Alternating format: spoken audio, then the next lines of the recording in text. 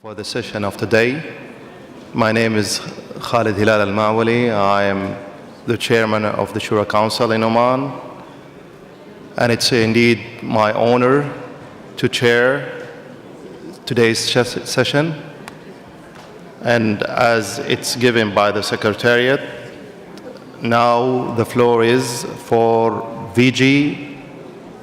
And as you are aware that there is strict binding rules with 6 minutes, I wish everyone to concur with that.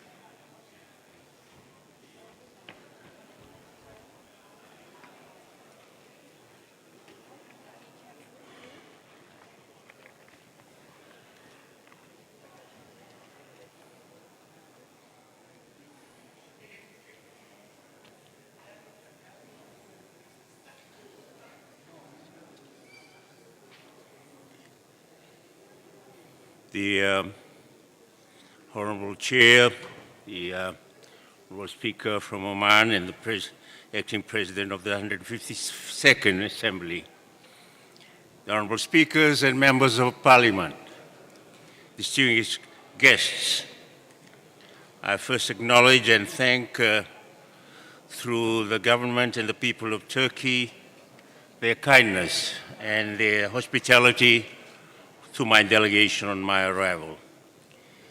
It is my great honor and a privilege to address this Assembly on a theme that resonates with our shared responsibilities as leaders: nurturing hope, securing peace, and ensuring justice for future generations.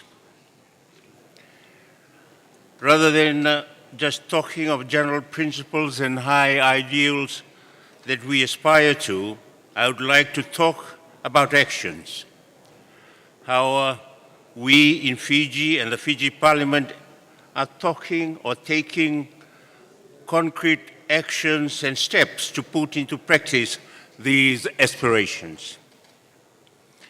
At a time of global uncertainty marked by inequality, climate risk, technological upheaval, and waning trust in institutions, small island developing states like Fiji face these challenges directly. Parliament stands at the heart of Fiji's democratic response, turning citizens' aspirations into action through lawmaking oversight, representation, and budget scrutiny. A central priority for Fiji is keeping Parliament open and accessible. Ongoing civic initiatives such as open days, school outreach, and guided tours foster engagement, especially among youth. Since January, our outreach has reached 37 schools nationwide, strengthening awareness and participation in the democratic process. Fiji continues to strengthen democratic participation by investing in ICT and broadcasting infrastructure, ensuring parliamentary sittings and committee inquiries are accessible through live streaming and free-to-air broadcasts. Last year in September, a youth mock parliament brought together 58 young participants, equally men and women, culminating in live broadcast proceedings from the chambers of Parliament. These initiatives, alongside regular committee consultations with youth and civil society, underscores that young people are not passive recipients of policies, but active partners in shaping it. Such inclusive engagement enhances transparency, legitimacy, and trust in public institutions while empowering future leaders to take ownership of national development. Equally, the Fijian Parliament continues to champion gender equality and inclusive representation. We acknowledge that sustainable peace and justice cannot be achieved without the full and meaningful participation of women. In July 2024, the Parliament hosted a women's mock parliament which brought together 56 women for a 3-day workshop that culminated in a live televised debate in the chambers of Parliament. And such initiatives are vital in breaking barriers and fostering more inclusive political landscape. For Pacific nations, climate change is the most urgent threat to peace, security, and prosperity. Fiji has long championed strong global action, with Parliament advancing laws and budgets that build resilience, strengthen disaster preparedness, and promote sustainable development, issues of survival and fairness across generations. As delegates meet at the 152nd IPU Assembly, Fiji is once again facing devastation of severe tropical cyclones. This stark reality highlights the escalating risks of our people enduring daily and reinforces the call for stronger global commitment and collective action. Parliamentary diplomacy remains central to Fiji's global engagement, reaffirming our commitment to multilateralism, dialogue, and cooperation through active participation in forums like the IPU. In a divided world, parliaments serve as bridges, build solidarity, and advancing collective action. Sustaining hope depends on institutions that act with integrity, foresight, and accountability. It requires leaders to rise above short-term interests, safeguard rights and dignity, and ensure opportunities for future generations. Transparency, responsible stewardship of the resources, and unwavering respect for the rule of law are the foundations of this trust. As parliamentarians, we must continually ask ourselves, are we legislating for today alone or for the generation yet to come? In Fiji, we are striving to embed long-term thinking into our legislative and policy processes, ensuring that every decision made today is guided not only by the present needs, but by the future consequences. Let us remember that hope is not something we inherit. It is something we create. Peace is not something we assume. It is something we build. And justice is not something we declare. It is something we uphold every day through our actions. The future is watching. Let us act with unity and purpose to ensure that the generations that follow inherit a world defined not by uncertainty, but by opportunity, dignity, and lasting peace. Thank you. Thank you. Thank you very much. And now, shall I give the floor to Morocco, followed by Côte d'Ivoire. So I wish the head of delegation to be ready.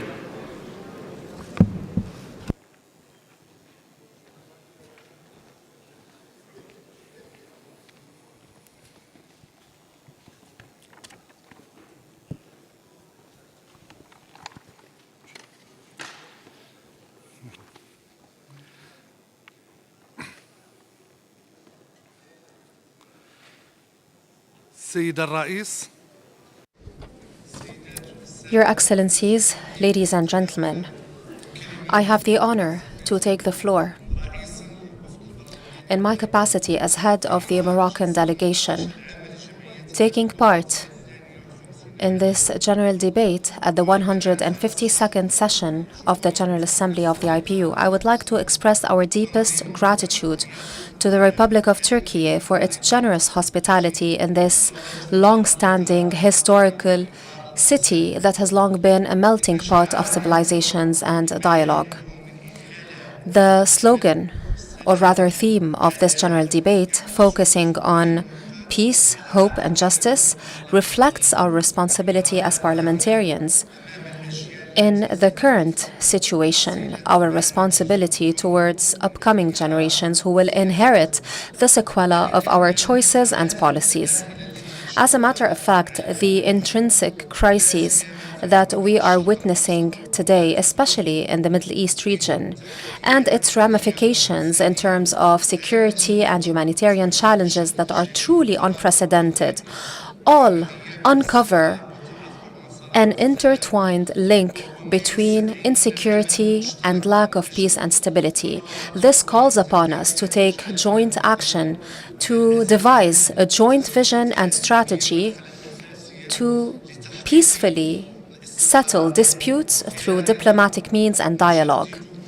In this regard, we should like to underscore the position of the Kingdom of Morocco condemning with the strongest of terms the aggressions targeting the sovereignty and stability and security of Arab territories, namely GCC countries. We express our full solidarity and unconditional support with Gulf countries in all the measures that they choose to take to defend their sovereignty, independence, territorial integrity, security, and safety for its residents and citizens. In the heart of this vision, the Palestinian cause remains a true test of human conscience in the face of the values of justice and equality. We are seeing the Palestinian people still being victim to violence, destruction, and siege. This has deep and severe consequences for the rights and liberties of individuals. It is therefore imperative, and it is a moral and human responsibility for us to put an end to their plight. We cannot envisage a stable and secure future without finding a just and peaceful solution to this conflict. Ladies and gentlemen, the setback of multilateralism and the increasing and widening gaps in international action have become urgent matters that put to question social and economic balances. The IPU has a growing responsibility to discharge in finding political solutions to establish peace, security, and build trust, because this is a precondition for peace and sustainable development. In this context, the Moroccan Parliament has engaged in an ambitious reform process that aims at restoring trust and confidence in public institutions and parliamentary work by rejuvenating and revitalizing parliamentary action, and also by consecrating the principles of transparency and linking responsibility to accountability. We have laid down 3 pillars. First of all, sustainability and guaranteeing that future generations do not have to pay the price for our current choices. Second, integration of the capacities that we have available, and also benefiting from the technologies and potentials of the future. And third, promoting the capacity of Morocco to respond to external and regional shocks. The Moroccan Parliament takes part in the International Parliamentary Union, and it constantly focuses on working and contributing to using peaceful solutions to settle disputes and to preserve peace and stability in line with our constant principles of our foreign policy that rest mainly on committing to international law, respecting the territorial integrity and sovereignty of states, and the principle of non-interference. We call upon the IPU to create a wider space for collective action by holding more multilateral and international functions and events, and also participating in the Parliamentary Forum for Interreligious Dialogue and the Dialogue of Civilizations. All of these initiatives provide a space for consultation and to also seek together answers to the challenges of today. This process is a solid one, but it necessitates legislative action to adopt real, tangible laws and texts that contribute to implementing these goals. We have adopted a lot of policies to improve the health and social sectors. We have also focused on keeping up abreast with the challenges in terms of technology, digital transformation, artificial intelligence, in addition to the protection of rights and freedoms and guaranteeing the success and sustainability of public policymaking. Mr. Vice President, ladies and gentlemen, we are today discussing issues pertaining to peace, justice, and the future of our generations. This cannot be done without choosing wisely to adopt policies that reflect positively on the lives of people on a day-to-day basis. Let us harness this moment as a launchpad for our joint commitment so that hope can vanquish despair, so that peace can be established rather than war, and so that truth prevails and justice is served for the best of future generations. Thank you. And now the floor is to Côte d'Ivoire, followed by Egypt.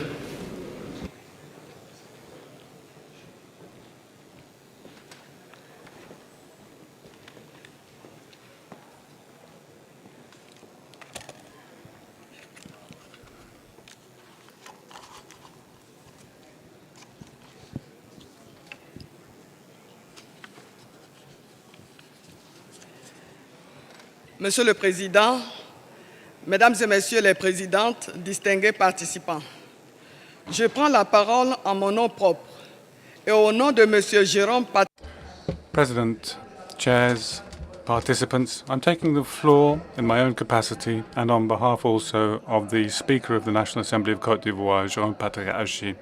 Before the establishment of the Senate in 2016, the National Assembly played a key role in resolving the crisis that our country has seen, becoming a pillar of institutional stability and adopting a law on amnesty and reforming the electoral legislation, as well as the establishment of compensation mechanisms for victims. With the creation of the Senate in 2016, the Parliament of the Côte d'Ivoire strengthened this dynamic, assuring greater representation of territorial communities and the Ivorian diaspora. Dear colleagues, distinguished participants, the topic for this general debate cannot simply be seen as a simple invitation to reflect, but rather it is a call to immediate and resolute action. In the Côte d'Ivoire, our recent history has taught us that hope and peace are not something that are decreed from above, and that justice is not something that can be delayed. First of all, we need to cultivate hope. That re-establishes the link between the state and the citizens through transparency, effectiveness, and proximity to public action. And it is in this spirit that the Senate of the Republic of the Côte d'Ivoire began in 2024 a National Diaspora Forum, a strategic instrument to mobilize skills and knowledge and the resources of our compatriots living abroad in order to boost the economic and social development of our country. And as an extension to this, in March 2026, we organized an international symposium on territorial communities, focused on the acceleration of the decentralization process, and then consolidating peace, refusing cliches in order rather to confront with clarity and determination the root causes of our fragility, ongoing inequalities, exclusion based on specific mechanisms, and perceived injustice. Our Parliament is fully committed to its mission of oversight of government action and assessing public policy in order to guarantee that they are constantly in step with the legitimate expectations of the population. At the level of parliamentary democracy, and as part of a multilateral approach, the Association of African Senates was created in 2024 in order to harness together the action of the upper houses of the continent throughout the continent, focusing on the imperative of peace, stability, democratic government and sustainable development. And finally, securing justice for future generations is a rejection of procrastination and a choice for anticipation, responsibility, lucidity. Economically, what that means is investing in education, which is the prime lever for structural transformation. In this way, we can guarantee young generations a future which is more educated, more competitive, and more productive. Environmentally, what this means is the systematic consideration of climate issues in public policy at the local level. From the technological perspective, and in the area of AI, innovation needs to be clearly guided, regulated, and oriented towards the service of human progress. I'd like particularly to focus on three major areas for work, ladies and gentlemen. First of all, we need to establish in each one of our parliaments mechanisms, standing mechanisms, that follow up the recommendations coming from conferences in order to ensure that they are transposed into effective public policy. Secondly, we need to develop inter-parliamentary cooperation frameworks which focus on the financing of local development, namely through the development of innovative instruments and public-private partnerships. Thirdly, we should draft a parliamentary charter on ethical AI. AI which is ethical, inclusive, and adapted to the day-to-day reality of our societies. Ladies and gentlemen, the Parliament of the Côte d'Ivoire is fully committed to this path and looks forward to advancing by your side in a spirit of solidarity and action. Thank you. Thank you, Madam Speaker. And now the floor is to Egypt, followed by Kazakhstan.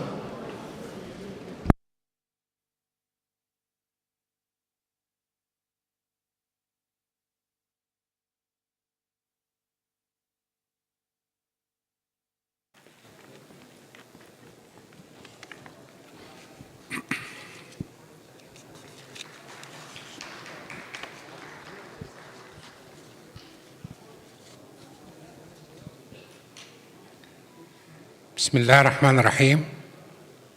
In the name of God, most gracious, most merciful, Your Excellency, Madam Tulia Aksan, President of the IPU, Your Excellency, Mr. Martin Chingong, Secretary General of the IPU, Excellencies, Speakers of Parliaments, Excellencies, Members of Parliamentary Delegations, ladies and gentlemen. It is an honor for me to stand before you here today to speak to this August Parliamentary Assembly. At the outset, I would like to express our deepest thanks and gratitude to the Grand National Assembly of Türkiye for their efforts in hosting the sittings of this assembly. Thank you for your generous hospitality. Ladies and gentlemen, this meeting of ours at this pivotal moment of parliamentary action, as this assembly is held under these exceptional circumstances, reflect the need to adopt an international charter that stems from political wisdom and that aims at protecting international peace and stability, but also enhancing hope and justice for the sake of future generations. In this context, the Palestinian cause comes before any other cause. This is the real test of international credibility, especially that Palestine and its people are still targeted with endless attacks. It is still the victim of relentless escalation. It still lacks political and peaceful settlements. We see that the occupation force is still attached to its realpolitik. It is still depriving the Palestinian people of its right to self-determination and its right to have its own independent sovereign state along the June 1967 borders with East Jerusalem as its capital. Ladies and gentlemen, the keys to a solution require meaningful steps to put an end to this conflict according to the two-state solution and the Arab Peace Initiative. In this regard, Egypt, and stemming from its long-standing historic responsibility, condemns with the strongest of terms the Israeli law on the execution of Palestinian prisoners. This law that legalizes the death sentence for Palestinian prisoners is a grave and blatant violation of international law, namely the principle of the right to a fair trial. Egypt rejects any attempts to liquidate the Palestinian cause or to further displace forcibly the Palestinian people. We underline the importance of adopting sustainable mechanisms that allow unfettered access of humanitarian access into the Gaza Strip. We must put an end to the catastrophic humanitarian situation in the Gaza Strip. We must go back to the provisions of the Sharm el-Sheikh Declaration that was the culmination of Egyptian efforts in cooperation with our counterparts in the USA, Türkiye, and Qatar. Ladies and gentlemen, dear guests, the Middle East region is at a watershed moment. We see that the future holds very grave consequences that would undermine international peace, security, and stability. Therefore, Egypt, firmly believing in our unity, reiterates its long-standing position to stand in solidarity with our brethren in Gulf countries, in Lebanon, in Jordan, and in Iraq. We denounce any and all forms of aggression against the sovereignty or critical infrastructure and water passageways of these countries. Such acts directly prejudice Arab unity, security, and stability, as well as international economy. We welcome the temporary ceasefire that was reached between the various parties to the conflict, and we consider that this is an important step towards containing the military escalation and to put an end to this war. We underline that putting an end to this war requires engaging in a diplomatic and political process that must be meaningful and serious. Continuing diplomatic efforts and mediation action with the relevant parties is a testimony to Egypt's historic role in supporting regional stability, defusing tensions, and de-escalation, in addition to working on preventing endless conflicts that seriously jeopardize the safety of maritime navigation. GCC countries are also keen to preserve peace and the principles of non-aggression in the region. Their stability and peace is a precondition for world peace and stability. Ladies and gentlemen, Egypt will always remain attached to the fact that the goals that we preach and that we aspire to achieve will never be achieved without the respect of the sovereignty of states, international law, and diplomatic pathways through the adoption of responsible and conscious positions that would lead to tangible peace and to build a future that is governed by the language of peace, respect, and mutual understanding. In conclusion, the Egyptian parliament still firmly believes in the importance and value of parliamentary diplomacy. We will harness all of the processes of parliamentary diplomacy in order to preserve peace, stability, and security, and in order to leave behind a world dominated by peace, justice, and equality for all. Thank you for your attention, and I wish you success in our sessions. Thank you very much. Thank you. Thank you, Your Excellency. And now I should give the floor to Kazakhstan, followed by Qatar.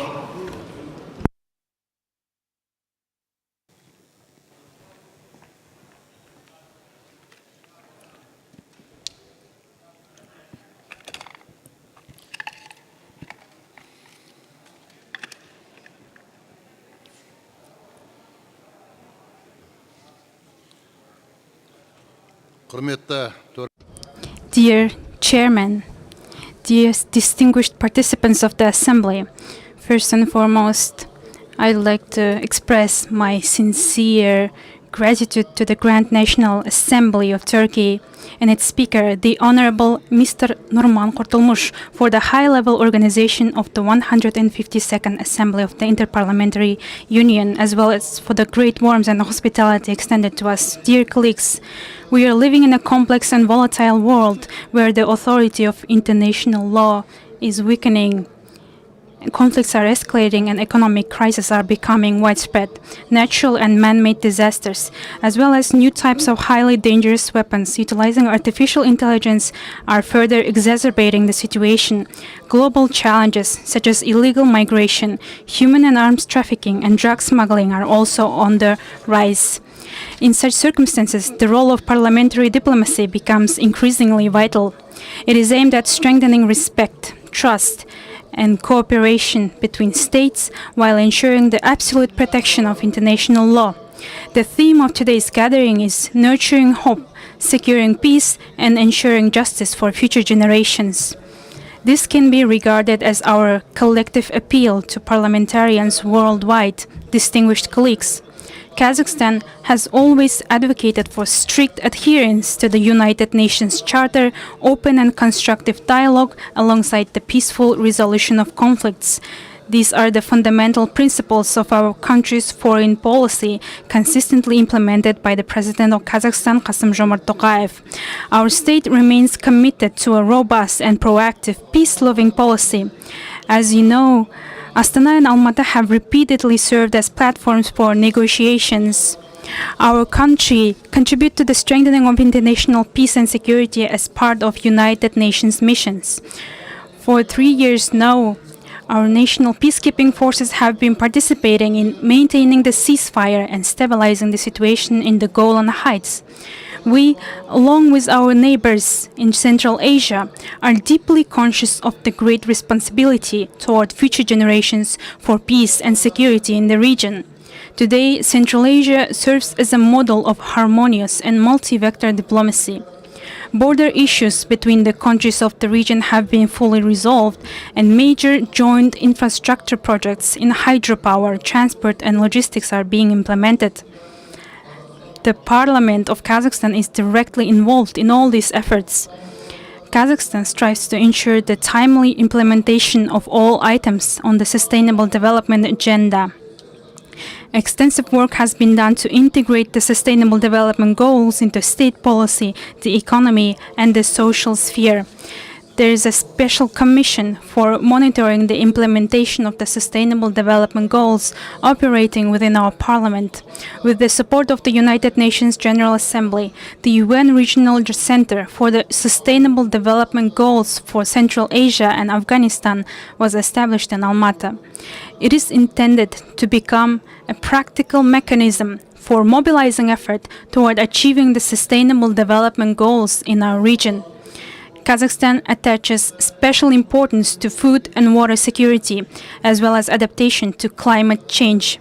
Next week, on April 22nd, 24th, the Regional Ecological Summit will be held in Astana with the support of the United Nations. We believe that this forum will provide practical solutions for water resource management, transitioning to a green economy, and strengthening regional stability. Dear colleagues, today, sustainable development is unthinkable without modern digital technologies. In this regard, the Parliament of Kazakhstan has adopted a digital code and a special law on artificial intelligence in line with global developments. These documents establish the principles of transparency, security, and accountability in the use of AI. During the drafting process, we maintained a careful balance between technological progress and the protection of citizens' rights. The year 2026 has been declared the year of digitalization and artificial intelligence in our country. We are currently implementing a large-scale plan for digital transformation, ranging from the economy to public administration. Esteemed colleagues, in my view, the core essence of our discussion today is the concept of justice. Indeed, today there is a very high demand for justice throughout the world. This primarily concerns the relations between the state and society and between the state and the citizen. In response to this demand, President Kassym-Jomart Tokayev has defined the building of a just and progressive Kazakhstan as the primary goal of his mandate. To achieve this objective, large-scale political reforms have been undertaken in our country. The recent adoption of the new constitution through a national referendum is a testament to the public trust in state institutions and the course of the president's reforms. Throughout the entire text of the constitution, primary priority has been given to the principle of placing human interests above all. The concept of the state for the people, not the people for the state, has been enshrined at the constitutional level. The balance between strong president, influential parliament, and accountable government has been firmly established. Within these reforms, we are transitioning from a bicameral parliament to a unicameral system. The Kazakhstan delegation is delighted to take part in this distinguished gathering held in magnificent Istanbul, the jewel of the Bosphorus, which has long connected countries and civilization. This meeting in such a historic city will undoubtedly help strengthen peace, trust, and mutual understanding. I wish all participants of this important event meaningful discussions, productive cooperation, and great success. Thank you for your kind attention.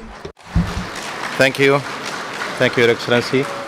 And now, shall I give the floor to Qatar, please? Okay. And I should leave now. I'll hand it over to Madam Speaker. Okay. Thank you.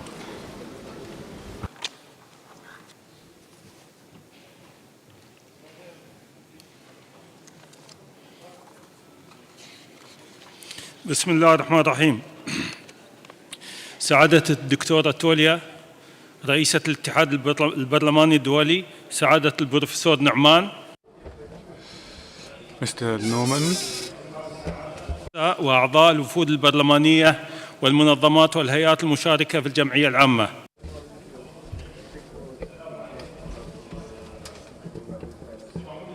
هل كلمتي أن أنقل لكم تحيات أعضاء.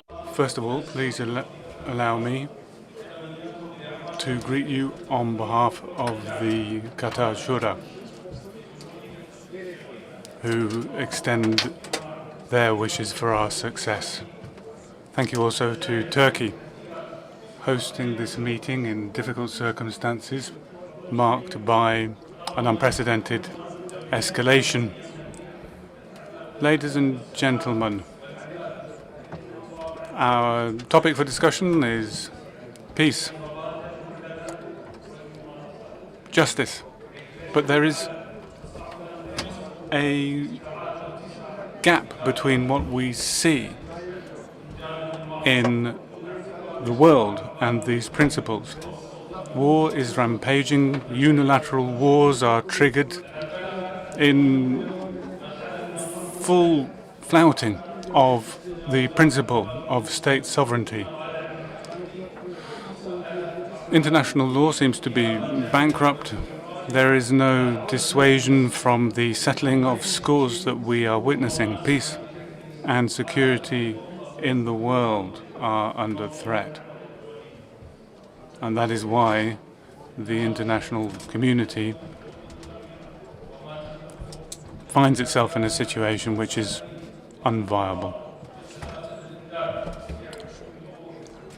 The impact on the economy, the challenges that we face, and the requirement of having joint mechanisms for work means that the international institutions are failing to demonstrate their effectiveness. And despite the complexity of this situation, my country, under the principles that we have abided by for so many years, following the approach of seeking peace by reducing tensions in the region, particularly with Iran, the principles of being good neighbors. Political solutions are the only path to the resolution of conflict. This is an approach which we have abided by, but despite that, we have been subjected to aggression from Iran against civilian infrastructure and facilities and have lost human lives. It's something which has also impacted neighboring brother countries in the Gulf.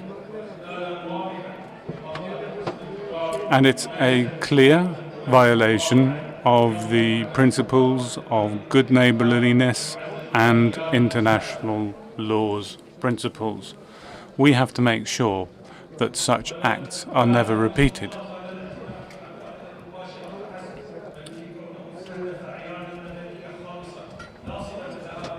The danger that these incidents have is the impact on civilian life. And that impact makes these attacks all the more unacceptable because they undermine stability. There is a flagrant difference between the political discourse that we hear and the practice that we see. Up to what point are the principles of international law being respected? Israeli aggression continues against Palestinian territories, and in other countries, further violations are being committed, which only undermines stability even further and weakens international responses to this situation. So we find ourselves in a situation where, as parliamentarians, we are called upon to improve the international system, to make those steps that will strengthen the respect of human rights. That is what we have repeatedly called for in many international fora. So on that basis, and in recognition of our responsibility, together with Australia, Türkiye, France, Brazil, Zambia, Poland, with the support of GRULAC and the Arab group and the African group of the Union, with Qatar, has submitted a proposal for an emergency item on the preservation of the ceasefire and the establishment of a basis for peace in the Middle East and throughout the world. It's a proposal that reflects just how delicate the current situation is and underscores the importance of arriving at a sustainable solution. The effectiveness of an international mechanism is a must for all of us. So we need to lay the foundations for this. So for all of this, and in light of the strategy for the IPU 27 to 30, we need to recognize those elements that will help us pursue and achieve international peace. May peace be with you all. Right of reply. Madam Chairman. I allow it. Yes, agreed. Agreed. At the end of the session, 2 minutes from the start. Right of reply. At the end of the I agree. At the end of the session, let us allow Guyana to make their presentation, and then you will have the floor. No. At the end of this session. Thank you very much. It's well noted. At the end of the session, at the end of the whole session, you will have the right of reply. Thank you very much, Qatar. My name is Lindy Wedlamini. Excellencies, colleagues, delegates, I am the President of the Senate from the Kingdom of Eswatini. It's my honor to chair this segment of the general debate of the 152nd Assembly of the IPU I now give the floor to Guyana. Guyana will be followed by Azerbaijan. Guyana, you have the floor, please. Thank you, Madam President. Not end of the all session, end of this session. I have to talk. Thank you, sir, but we will allow you to speak at the end of the session. This session, yes, thank you. According to the rules, so please bear with us. We respect your submission. Thank you. Thank you, Madam President. Madam President, distinguished colleagues, I start by reminding us that we have the weight of this moment and the magnitude of our responsibilities to our young people who are watching and who will inherit what we build or will have to deal with the ruins we leave behind. To nurture hope is to act with foresight. To secure peace is to choose dialogue over division. To ensure justice is to uphold the law with impartiality, even when it is inconvenient, even when it is costly. These are not aspirations we can defer to comfortable times. These are duties we must discharge now. And in this regard, Madam President, Guyana has shown some signs of progress. We have 37% women in our parliament, 44% youth. We have to grapple with an aggressive neighbor to our west, but we choose to take that to the International Court of Justice because we believe in multilateralism. We have to deal with justice for the future generation, not only with the environment, but also with the legal framework and bringing up a people who value peace, democracy, and human rights. With this, Madam President, I leave the rest of my time to my colleague to come. Thank you very much. Thank you very much, Guyana. I now give the floor to Azerbaijan. Azerbaijan will be followed by Senegal. Thank you. Azerbaijan, you have the floor.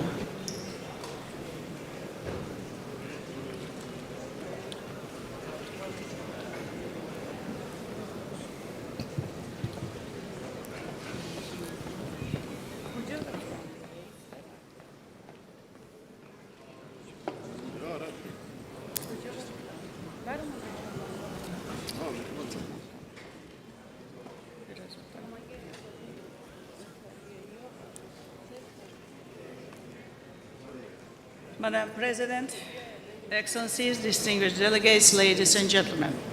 It's a great honor to address this audience on behalf of the Parliament of the Republic of Azerbaijan at the 152nd Assembly of the IPU in Istanbul.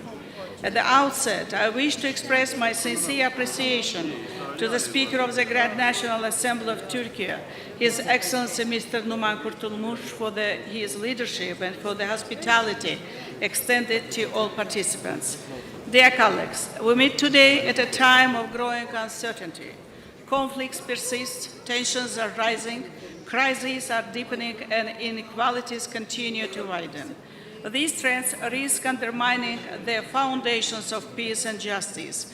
Climate change is immediate and demands urgent action. Against this backdrop, the theme of our Assembly is both timely and highly relevant. It calls on us to act collectively and responsibly. Distinguished delegates, despite existing shortcomings, multilateralism remains indispensable. There is no alternative to a rules-based international order with the United Nations at its core. What is needed is stronger commitment, respect for international law, and consistency. As parliamentarians, we must promote peace, uphold justice, and ensure that future generations are reflected in our decisions. In this context, I would like to especially highlight the role of Inter-Parliamentary Union. Being the oldest and the largest inter-parliamentary organization, the IPU plays an enormous role in making our voice heard more strongly in global governance. Through tireless devotion to shared ideals, it brings us together for the realization of goals and aspirations that drive our parliaments forward. Ladies and gentlemen, the focus of this assembly on youth is both timely and essential. Young people are not only beneficiaries of policy, they are active agents of change. It is our responsibility as parliamentarians to ensure that their voices are heard, their potential is realized, and their participation is meaningful. In this regard, the United Nations Declaration on Future Generations, adopted in 2024, is of particular importance as it calls for inclusive and forward-looking policies aimed at sustainable development. In Azerbaijan, youth policy is a strategic priority. To this end, the Parliament of Azerbaijan has established a comprehensive legislative and institutional framework, including the law on youth policy. Numerous state programs have been successfully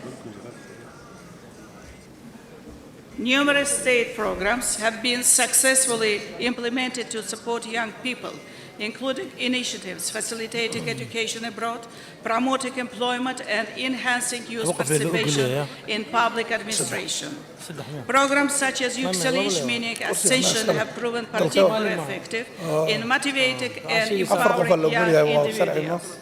Azerbaijan also actively promotes international youth engagement through platforms such as Youth Forum and Volunteer Forum, fostering solidarity and encouraging contribution to global challenges. In addition, Azerbaijan contributes to the global youth agenda through initiatives like the Youth Organization of the Non-Aligned Movement, as well as the innovative platforms such as the Let the Youth Speak, Let Us Listen panel organized by the Nizami Ganjavi International Center within the Global Baku Forum. Our parliamentarians remain actively engaged in international cooperation, including the IPU Forum of Young Parliamentarians and the Young Parliamentarians Group of the Parliamentary Assembly of the Turkic States. Distinguished participants, we firmly believe that empowering youth means strengthening resilience, innovation, and peace, which is the most important legacy we can leave to future generations. In this context, I would like to underline that the South Caucasus is entering a period of transformation. Progress in dialogue between Azerbaijan and Armenia demonstrates that even long-standing conflicts can be addressed through political will and respect for international law. In this case, parliamentary diplomacy plays a key role in building trust. Dear colleagues, in conclusion, I would like to mention that our efforts must be guided by cooperation, dialogue, and multilateralism. Only through joint action can we build a more peaceful and just world. Let us act today with responsibility for our citizens, for our future generations. Thank you for your attention. Thank you very much, Azerbaijan. It's followed by Senegal. Senegal, you have the floor, and it will be followed by DRC. Senegal, you have the floor. Thank you.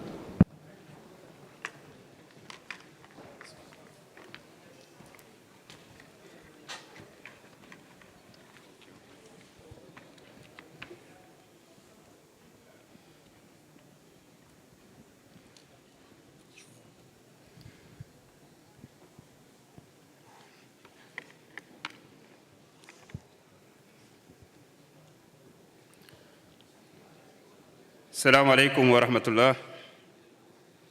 Madame la Présidente de Madam President of the IPU, President of the 152nd IPU Assembly, Secretary General, Excellencies, dear colleagues, speakers of Parliament, distinguished representatives, ladies and gentlemen, the world is holding its breath.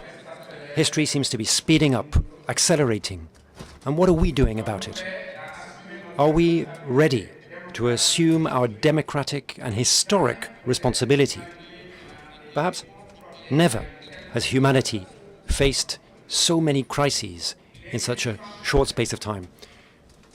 there are cascading crises, interlinked crises, and fragilities, weaknesses are being exacerbated. There is more and more investment in armies. International law is being flouted and human life not respected. It's the law of the jungle.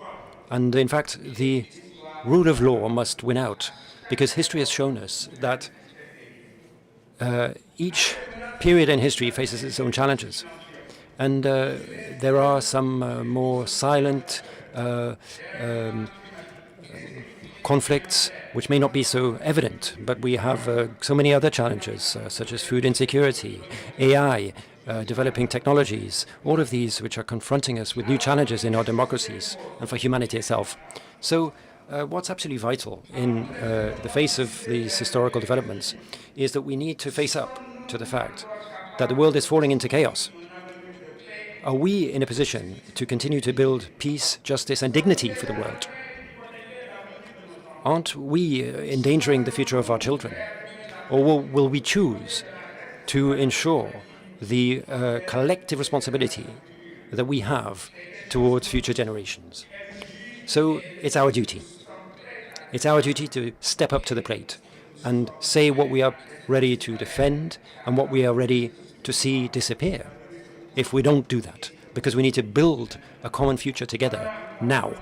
So, honourable parliamentarians, in the light of the pandemic just a few years ago, humanity managed to come together and step up to the plate, cooperate and share, and show that it makes a single community together, and we have a common fate.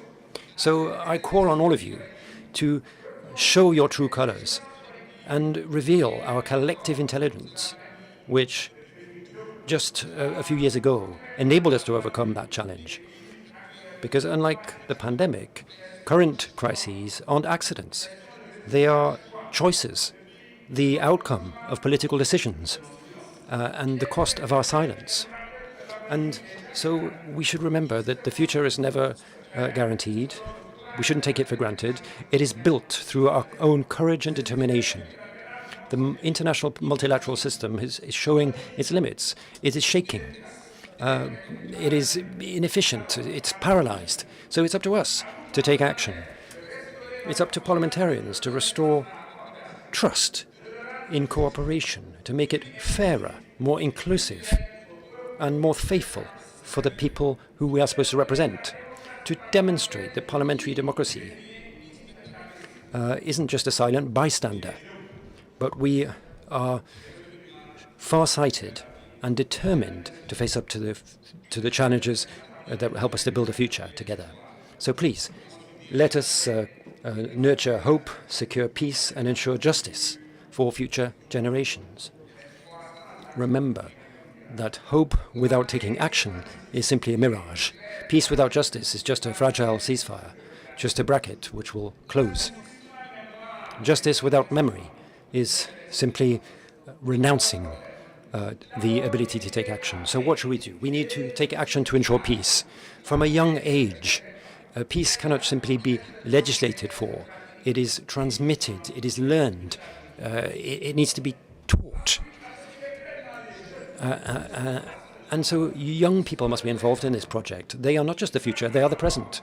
And they are demanding more opportunities to participate and to understand and to contribute to society. So it's up to us to give them that opportunity, to listen to them, to integrate them into our work, because a democracy that ignores youth condemns itself to be irrelevant. Therefore, thinking of future generations is our duty, and we mustn't pass on to them our debts, our wars, and our silence. We have a duty to give them a livable and fairer world, and that is a moral, political, and historical duty. And parliaments have a role to play. Parliaments exercise an oversight function of their governments. They are counterbalances to the governmental branch, and they are the voice of those who don't have a voice. And so therefore we must try to include And that's why Senegal has undertaken thorough reforms. We want to have a parliament that has that oversight function. We want to ensure that it is effective, that it is transparent, and that it is useful. So, ladies and gentlemen, ensuring justice for future generations also means rethinking our global architecture. And with those words, I'd invite to ensure that hope is action, peace is a habit, and justice is a reality for all, so that future generations will remember that we, at least, dared to live for the future. Long live parliamentary democracy, long live peace among peoples, and long live justice for future generations. Thank you. Thank you very much, Senegal. I now invite DRC. DRC, you have the floor. It will be followed by Russia. DRC, you have the floor. Thank you.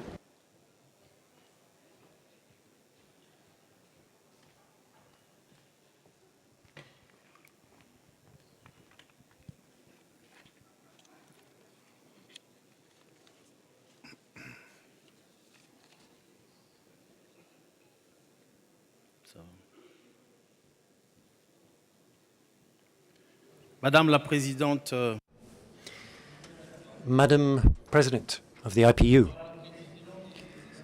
Honourable Speakers of Parliaments, Your Excellency, IPU Secretary General,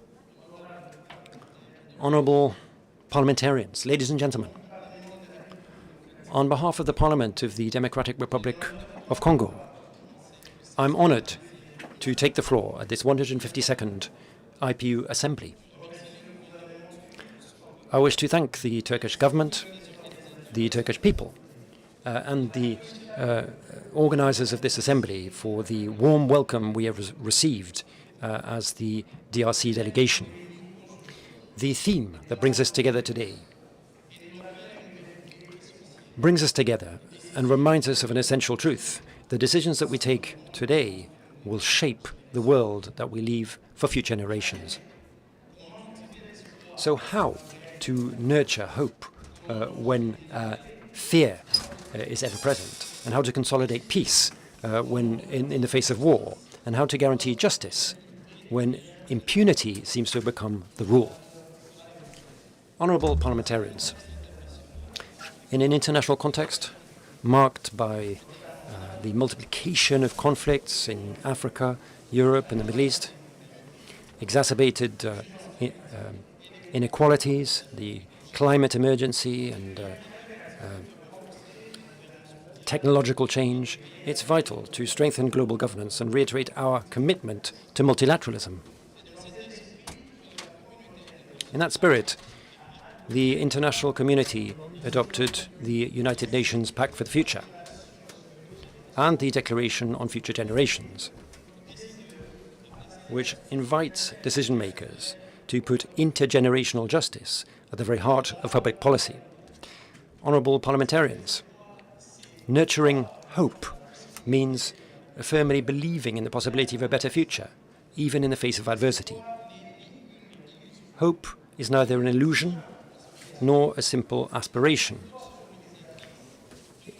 It's a tool that means that we must or that we have a duty to act and to transform our societies.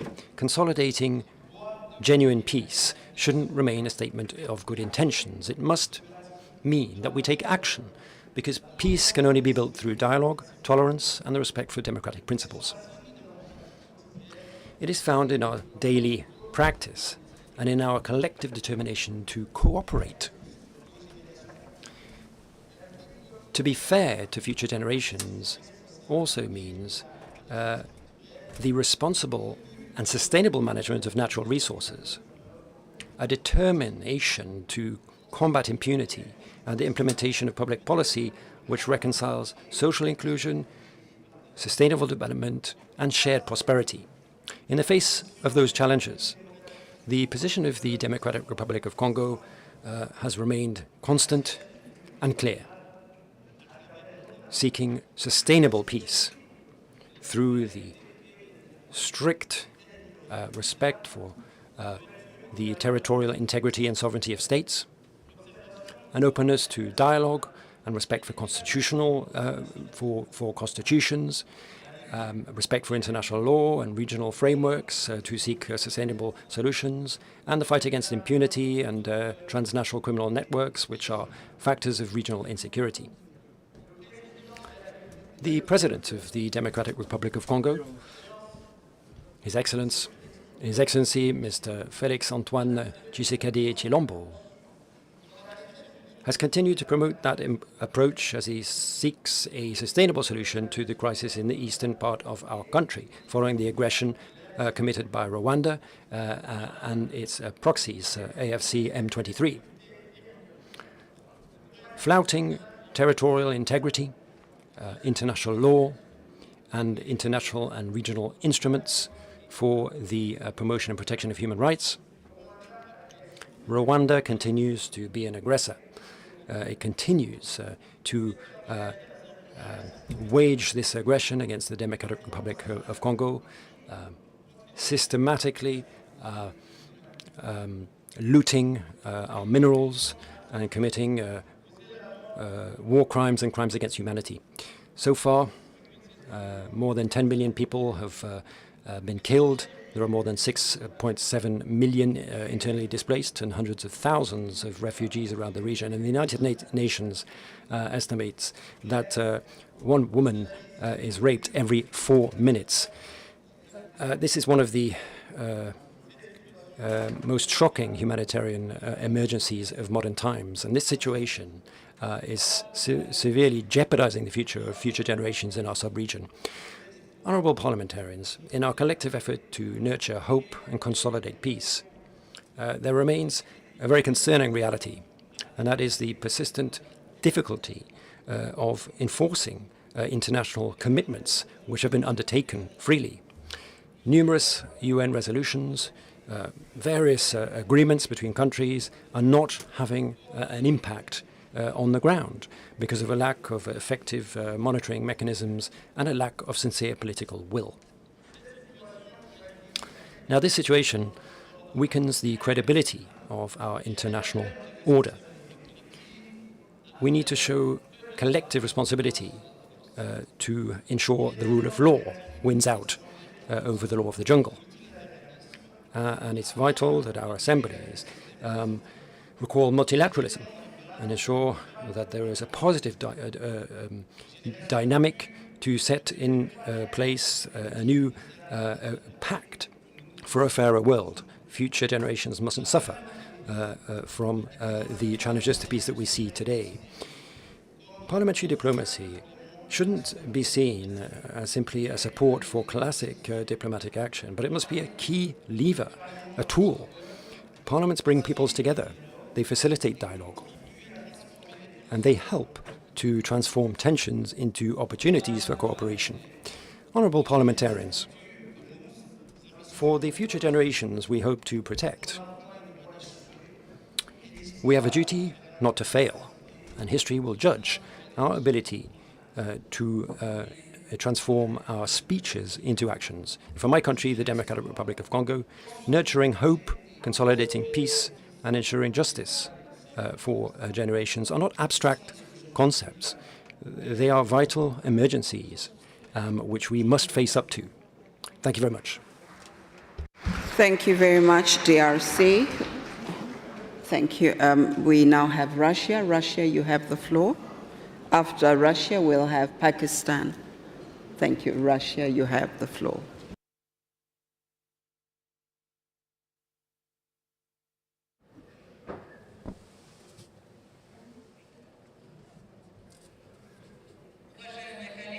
Colleagues, ladies and gentlemen, I'm delighted and I have the honor and privilege to address you at this prominent gathering. I would like to thank the IPU and its leaders for the wonderful and perfect arrangements for this meeting, and I would like to thank Türkiye, the Turkish side, for and commend Turkey for its traditional hospitality. This assembly is taking place at a time of worry and anxiety. History has already known horrendous tragedies, including the 2 world wars, but they did not, it seems, serve as a vaccine, as an inoculation against the risk of a 3rd world war. The threat has never been greater than it is today. Why, may I ask you? A truly collective, universal system for ensuring indivisible security has failed to materialize. This is the reason. The international law, the rule of law, and the UN Charter can be 100% effective only when based on the principles of equality and responsibility of all states. But after the Cold War, a group of North Atlantic states decided to assert their hegemony, to assert their economic and military might by imposing its interests and vested interests on the rest of the world, including their dubious values. At the outset, globalization was designed to serve the entire humankind, including international currencies, international financial institutions, interbank settlements, insurance of maritime shipments, and even such a human dimension as prizes in science, literature, music, and cinema. They were all designed to serve, to bring us closer together, but in reality, they are serving only one side of the equation, only one pole, and this is not a coincidence. This is one of the main topics at this assembly. The same processes are unfolding in geopolitics. The principle of indivisible security has been virtually cancelled by the Western unending expansion. The West has been forming blocs that operate outside of universal international law. And it is these structures and their member states that attacked Yugoslavia, Iraq, and Libya. When NATO invited Georgia and Ukraine to join it in 2008, it was immediately followed by an attack against international peacekeepers in South Ossetia. 5 years later, with the support of the same countries, there was a government coup that took place, an armed government coup that took place in Ukraine.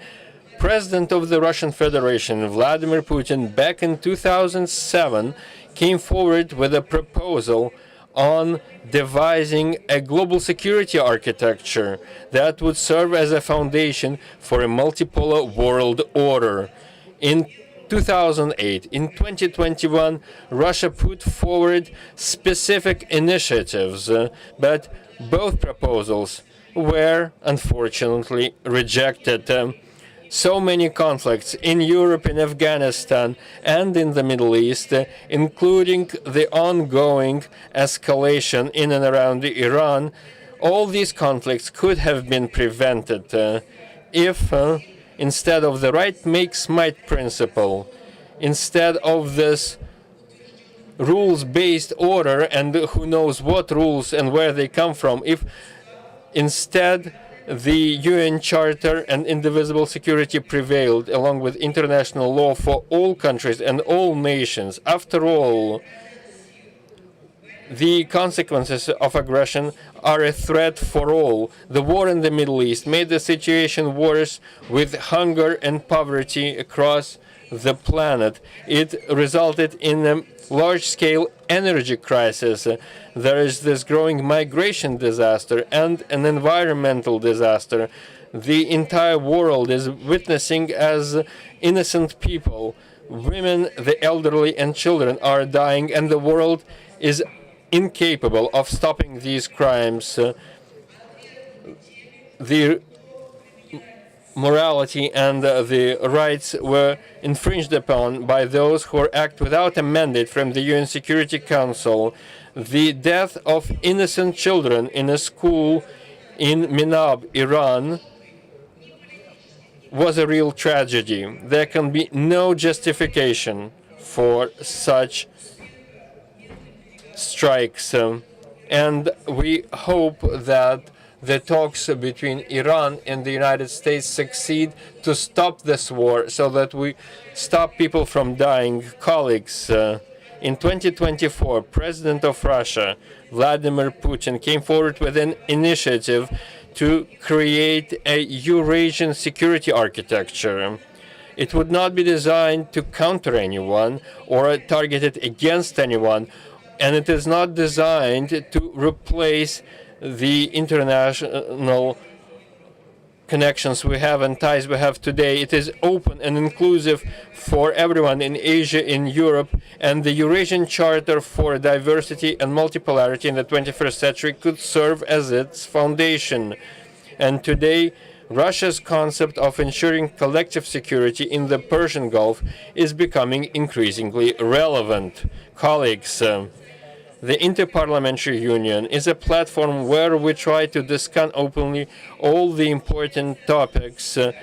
Unfortunately, we do not always succeed. The Gaza tragedy, the IPU has not paid enough attention to it over the past 2 years. And today, few speak about the origins, the root causes of this conflict. This means that in the future, we're not protected against these shocks happening once again and resonating across entire regions. But what can we do? I'm confident that parliamentary diplomacy has endless potential.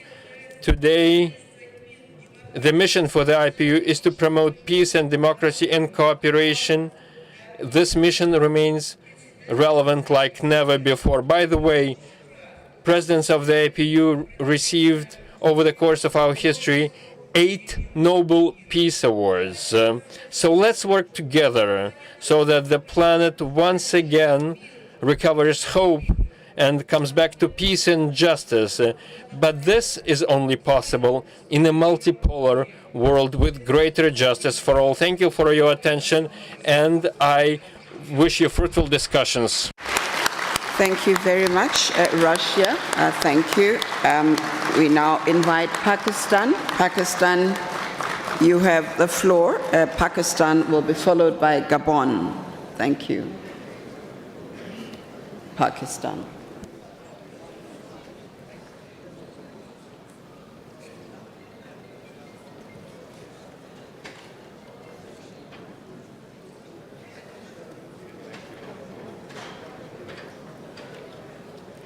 Bismillah ar-Rahman ar-Rahim.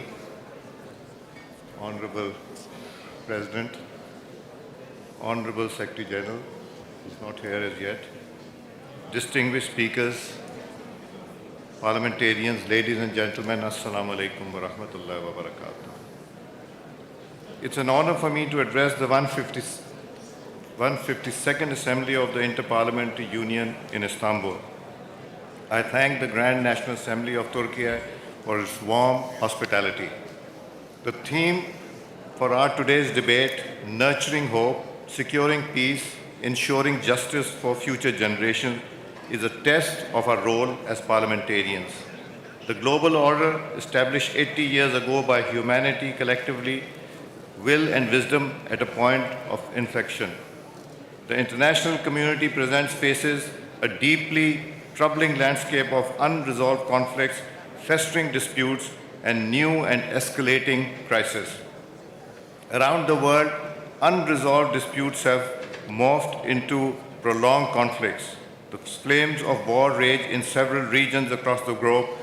The crises have inflicted untold human suffering, displaced millions, and undermined our collective faith in the international system's ability to deliver justice and peace. Pakistan remains a firm believer in the promise and power of parliamentary diplomacy as an instrument of hope for trust building and cooperation essential to conflict prevention and resolution. Excellencies, respect and adherence to the fundamental principle of UN Charter, the non-use of threat, of use of force, self-right of determination, respect for sovereign equality, and territorial integrity of states, non-interference in their internal affairs, pacific settlement of disputes remain critical for the maintenance of international peace and security.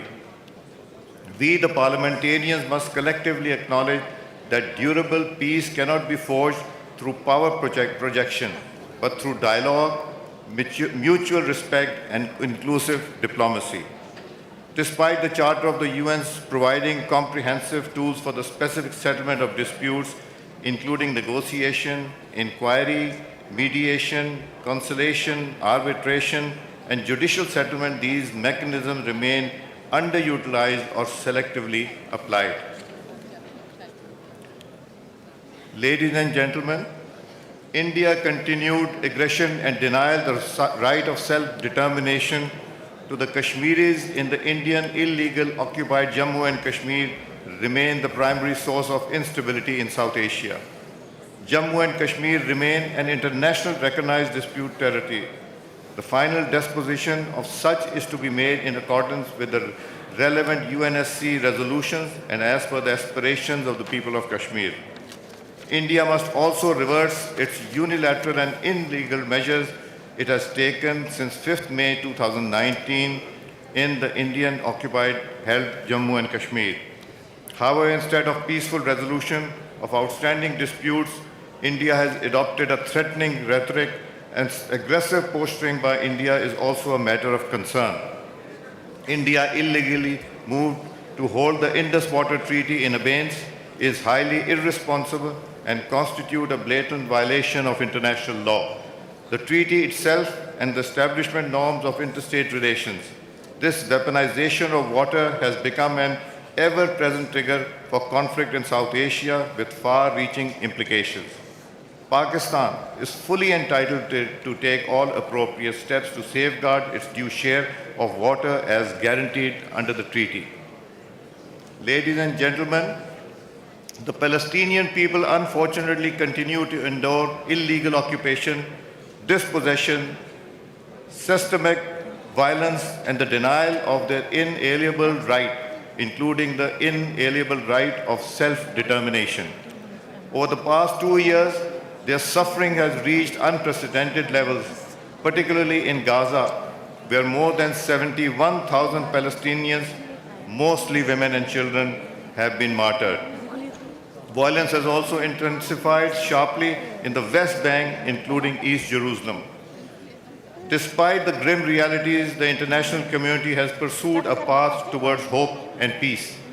The United Nations High-Level Conference in July and the UN General Assembly endorsement of the New York Declaration last year established a multilateral pathway to a Palestinian statehood.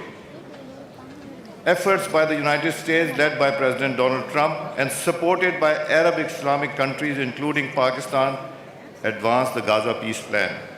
Pakistan believes that a time-bound and irreversible political process anchored in relevant UN resolution must lead to the establishment of a sovereign, independent, and contiguous state of Palestine on the basis of pre-1967 border with Al-Quds al-Sharif as its capital. That this is the guarantee for durable peace and stability in the region. Ladies and gentlemen, Pakistan seeks an immediate end to the ongoing conflict in the region and has been carrying out intensive diplomatic efforts to facilitate dialogue and diplomacy. I would like to reiterate Pakistan's gratitude to the Islamic Republic of Iran, the United States of America for responding to the efforts made by the Prime Minister of Pakistan, Mohammad Shehbaz Sharif, and the Deputy Prime Minister of Pakistan, Mohammad Ishaq Dar, and the Chief of Defense Forces of Pakistan, Field Marshal Sayyid Asim Munir, for an immediate ceasefire in the region, as well as for engaging in Islamabad talks on the 12th, 11th, and 12th of April this year. Islamabad talks represent a significant and historic breakthrough. With the active mediation of Pakistan, the two sides had several rounds of constructive negotiations. The overall approach by the two sides remained very constructive and promising. We hope that the two sides continue with the positive spirit to achieve durable peace and prosperity for the entire region and beyond. It is imperative that parties continue to uphold their commitment to ceasefire. Pakistan has been and will continue to play its role to facilitate engagement and dialogue between the parties. Excellencies, the worsening situation in Afghanistan continues to pose a serious threat to regional peace and security. Today, Afghanistan is a sanctuary for terrorist groups and proxies, a reality acknowledged by global assessments. This has destabilized the region with dire consequences and security challenges for its immediate neighbors, particularly Pakistan. As immediate neighbors bound by geography and deep-rooted ties, cultural linkages, and fraternal bonds, no country desires peace and stability. No country desires peace and stability in Afghanistan more than Pakistan does. This is why Pakistan has always prioritized dialogue with Afghanistan. Terrorism emanating from Afghanistan's spoil poses a grave threat not only its immediate neighbors but also to the border region and beyond. For the protection of its citizens, territories and sovereignty, Pakistan Please conclude, Pakistan. We're moving on to... Please conclude. Measures. Thank you. I'll just take a minute. I have to talk about climate also because that's killing everyone. Please conclude. You are over by 2 minutes. Thank you. Less than a minute. Climate change is among the most pressing global challenges, with forecasts confirming unprecedented negative impacts worldwide. For Pakistan, this issue of climate change is an existential issue as it is ranked among the top most affected countries.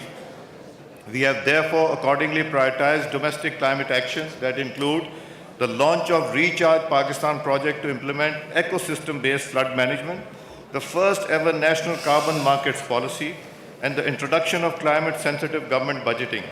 These are some of the actions Pakistan enabling the country to swiftly transition to green economy and build national resilience against negative effects of climate change. Distinguished guests, let us reaffirm our collective resolve into concrete collective actions that nurture hope, secure peace, and ensure justice for generations yet born.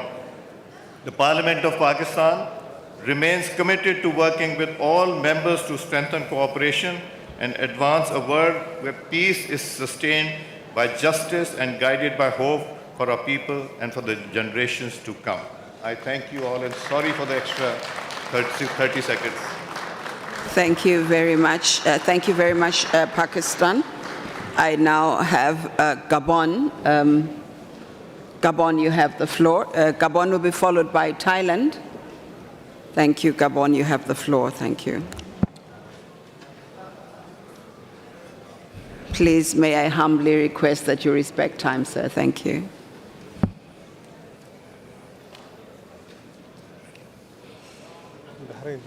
Madame la Présidente. President of the IPU, Presidents of the Assembly, Secretary General of the IPU, parliamentary colleagues, guests, ladies and gentlemen, what a pleasure it is for me to be here with you in Istanbul. Such a historical setting for our meeting, a crossroads of civilizations.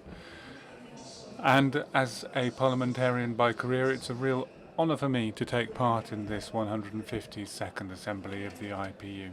It is my first. And from this tribunal, allow me to feel that I myself am now part of IPU history. Allow me to extend to you the warm greetings of the Parliament of Gabon, and also words of gratitude from the people of Gabon and the authorities in the country for the invaluable support which you provided during the transition period that we have passed through. And on behalf of my colleagues, allow me to thank the Grand National Assembly of Türkiye, which has provided us with such hospitality since our arrival. We are discussing an issue based on three fundamental pillars: hope, peace, and justice for future generations. For Gabon, These are not mere words. They are a reality that constitute the heart of our public policy, that constitute the heart of our commitment as parliamentarians. The culture that we pursue is that of undertaking reform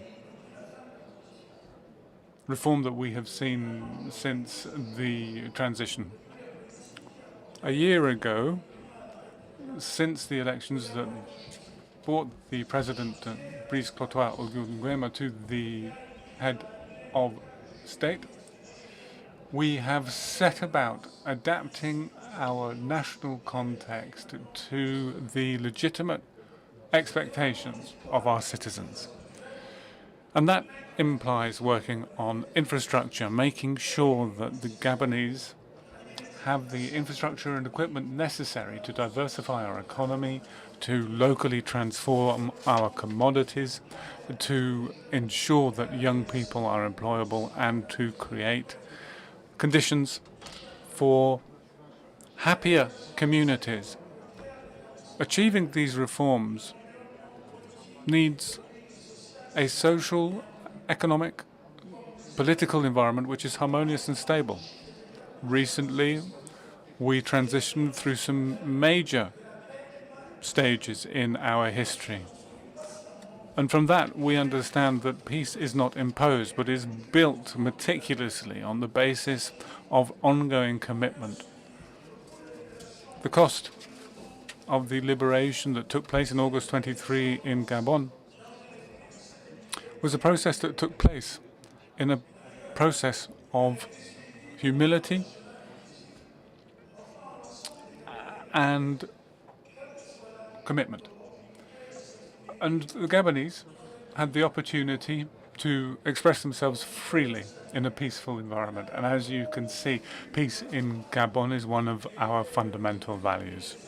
It has been a value passed down to us from our predecessors and something that we will cherish under all circumstances. The third pillar of our discussion is that relating to justice, which guarantees equity for young people today and generations of the future. Young people face issues such as unemployment, which impacts their living of an individual life. And here our work is central. We need to legislate and oversee the actions of the legislative. We need to ensure that our laws leave no one behind and secure a better future for our young people and our country. This is work that I and my colleagues are committed to. The fifth Gabonese Republic will be different from the previous one. Our parliament is facing the future, seeking a bright future for our young people. And before closing, allow me to express gratitude to those people who have worked tirelessly to benefit our parliaments. Martin Chungong has worked extremely hard. My dear friend Martin, you're reaching the end of your time in this role, but I hope very much that you will remain close to us and to the IPU and remain at the heart of the issues that the IPU is dedicated to. You have left your mark on strengthening democracy at the global level and strengthening women's rights. More than your predecessors, you have shown how much parliamentary democracy can contribute to the transformation of our society, for peace, for international security, at a time where the world finds itself in some degree of turmoil. So my gratitude, the gratitude of Gabon, goes to you for all of your work. Thank you. Gabon. I now invite Thailand.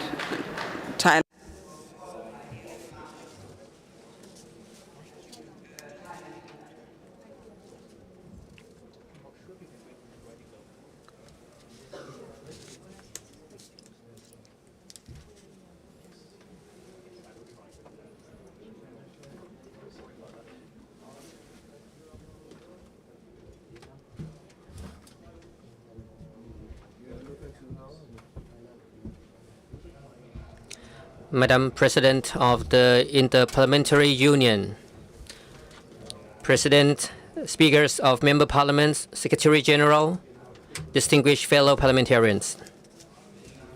On behalf of the National Assembly of the Kingdom of Thailand, I am deeply honored to visit Istanbul, the city that bridges continents and cultures.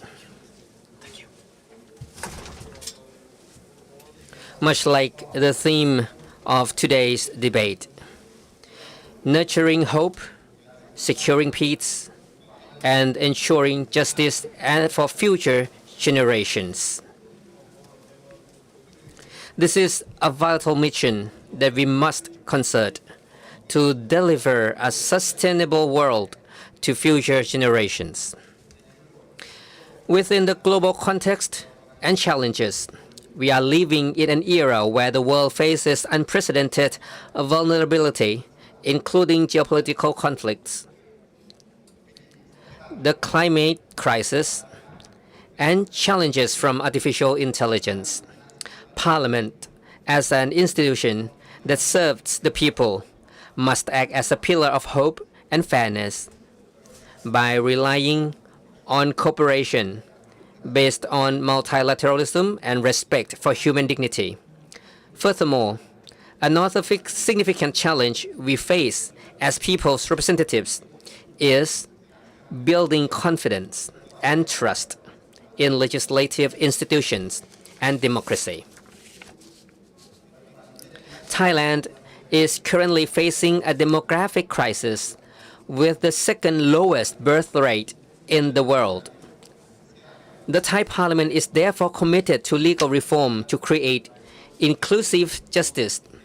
We have pushed forward a new draft bill for the quality of life of persons with disability and developed a targeted universalism system to ensure no one is left behind.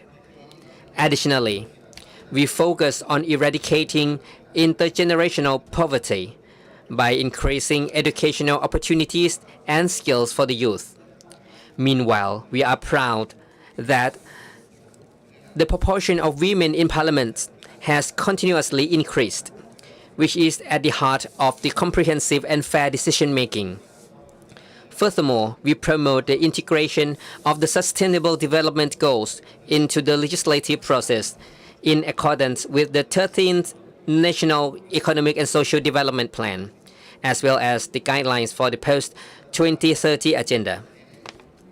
The Thai Parliament also emphasized pushing forward the climate change bill to establish binding mechanisms for reducing greenhouse gas emission, including assessing the impact of laws on future generations, which aims to reduce national greenhouse gas emissions, promote adaptation to build climate resilience, and establish mechanisms to support an efficient transition to ensure that environmental justice serves as a guarantee for the future. In an era where artificial intelligence is rapidly reshaping democracy, the Thai Parliament recognized that AI represents both opportunity and risk. Thailand is ready to support relevant Inter-Parliamentary Union's resolution to jointly define an AI governance framework that protects civil rights and strengthens democracy. The Thai Parliament has a central data center and applies AI to provide services safely. Ladies and gentlemen, Parliament is an institution of hope and intergenerational responsibility. Our duty is not merely to enact laws for today, but to deliver a social, legal, and environmental legacy to the next generation, while building even stronger confidence in legislative institutions based on this principle. Thailand wishes to encourage member parliaments to stand firm in the principles of multilateralism and international law to create peaceful and just world for all generations, in accordance with Sustainable Development Goals 16. Promote parliamentary diplomacy for peace, human rights, and climate justice, which are the heart of a sustainable world. Esteemed parliamentarians, hope is not merely a social sentiment. It is a political duty that we must create and protect together, with the conviction that this inter-parliamentary union will serve as a platform that connects the hopes of people worldwide. I thank you very much. Thank you very much, Thailand. We now have Vietnam. Vietnam, you have the floor. Vietnam will be followed by Bahrain. Thank you.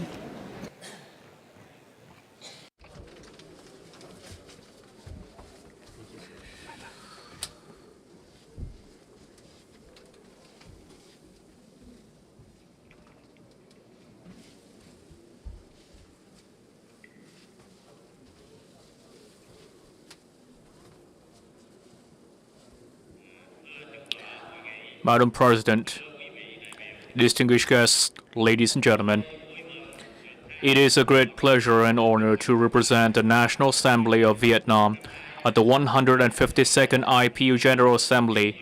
The theme of nurturing hope, securing peace, and ensuring justice for future generations resonates with us greatly, as it is both time-relevant a message and an urgent line of action for all of us.